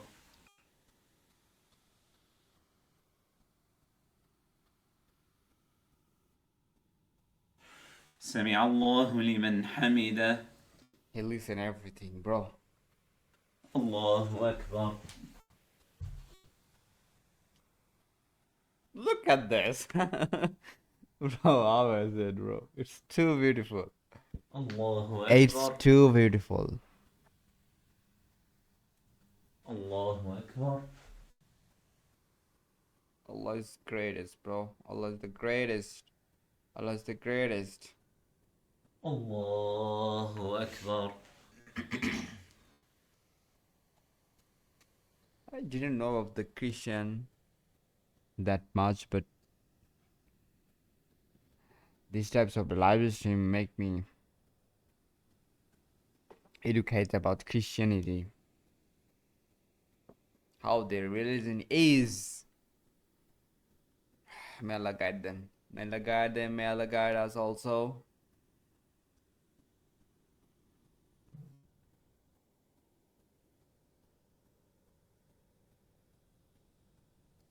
السلام عليكم ورحمة الله. السلام عليكم ورحمة الله. This video is flipped, bro. That's why you were Let's seeing make there dua for the people as well, inshallah. doing Allah guides them. everything. Person left. You're doing left side, bro. What? Bro. I think I should mirror this video. Okay, I'll do that. Then you'll see they're praying with left side or right side.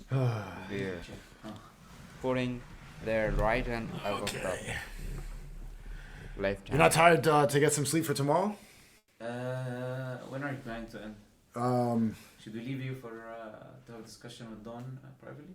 I want to, but he said that. He said we could do it another time because I took longer than I expected. Okay. Let's see if he's still free. But if so, yeah, I'll do it for. Yeah, if so, I'll just go and leave you guys to do it. Yeah. I'll probably I want to get some sleep too, bro. Yeah. Well, I haven't slept since I got here, bro. yeah, get some sleep. Neither have I, but we've just been taking like periodical naps, and I've been running off of coffee. But all right, we'll leave you then to the stream. But tomorrow, so what's the plan for tomorrow? It's okay if we say where we're going, right? I don't think so. No. Okay. So the place we're going, what time should we wake up? Well, it depends. It People depends will what see time it you go to anyways sleep. if you're gonna live stream or what. Yeah, I want to live What stream. time? Let's see. What do you wanna do? You wanna confirm 11 or something? Let's wake up at 11. Yeah. I'll set my alarm for 10:30. Yeah. Let's 11, bro. What the? No. What do you want? We need some sleep, bro. Nah, we'll be okay. More? We I gotta Yeah, maximize bro, the time. I'm big, bro. I need to hibernate, bro. No, we'll I'm like maximize a it. bear. Sleep in the car. Okay, sleep in the car. Okay, I I'll thought sleep you'd in the be car, like bro. 9 Sleep in or the car. something. I was like, Let's set an alarm for 11, and then how last we go? I can get a driver, and then we'll probably do an IRL stream where we're going. yeah, why not if you want? All right. All right. What time you want? I guess 11. I'm going to sleep right away then. Yeah. You gotta sleep right away. I think. We'll wake up 11 and then you easy 10 and then you get ready and stuff like that. Yeah. We go 12, 1, something like that. We can go. Should I go through clips? A bit more, it's okay. I could go through clips before I go to sleep. Just yeah, I'll go speedrun clips. Okay. All right, I'll head out. Thank you so much for coming on. No problem. I appreciate it. All right, love Don, speech. let's do it. All right, love speech. Hey, I appreciate you guys. May Allah bless you guys. May Allah guide you guys. And you already know, baby. The Warner, we out. Oh, and Arab just said fun conversation, enjoyable. Big shout out to Arab. If There you go, more questions, I we wanna enjoyed have it come- personally. I extremely enjoyed it. So hopefully we have more discussions later with other people as well. Same kind of discussions. We're not looking for fighting matches and scoring points kind of thing. That's not what we're looking for. We're having discussions like this. Allah. All right. Love speech. Long live love speech. Yes, sir. Okay. You want some water or something? There's a bottle. No, here. I'll take the one that I used. This one. Okay. What do you want? A bottle of water? Oh, no, I'm good. I got it in my room. All right, my G. Be easy, man. Get some good sleep, man. All right, bro. Get some good sleep. All right, love speech. Peace. All right. All right, bro. I'll take the water bottle. Yes, don't leave it. No, the one I used. Yeah. All right. See you, inshallah. Where's my phone? I'll wait for you here. All right. Did you forget anything? Your key card or something? I hope not. Can take it tomorrow if I did, but I don't think so. Okay. Yallah Habibi. All right, my G.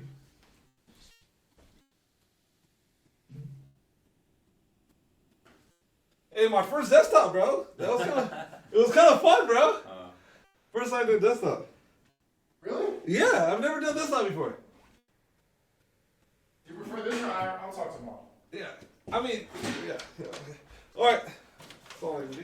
All right, bro. Assalamu alaikum. Thanks for coming on, man. Appreciate you. See you tomorrow morning. If you watched full live stream, that's great. Alhamdulillah. You've learned a lot of things from it. And that was a great live stream. And inshallah, you will watch more content like this. And yeah. Thanks for watching. May Allah reward you. May Allah guide you.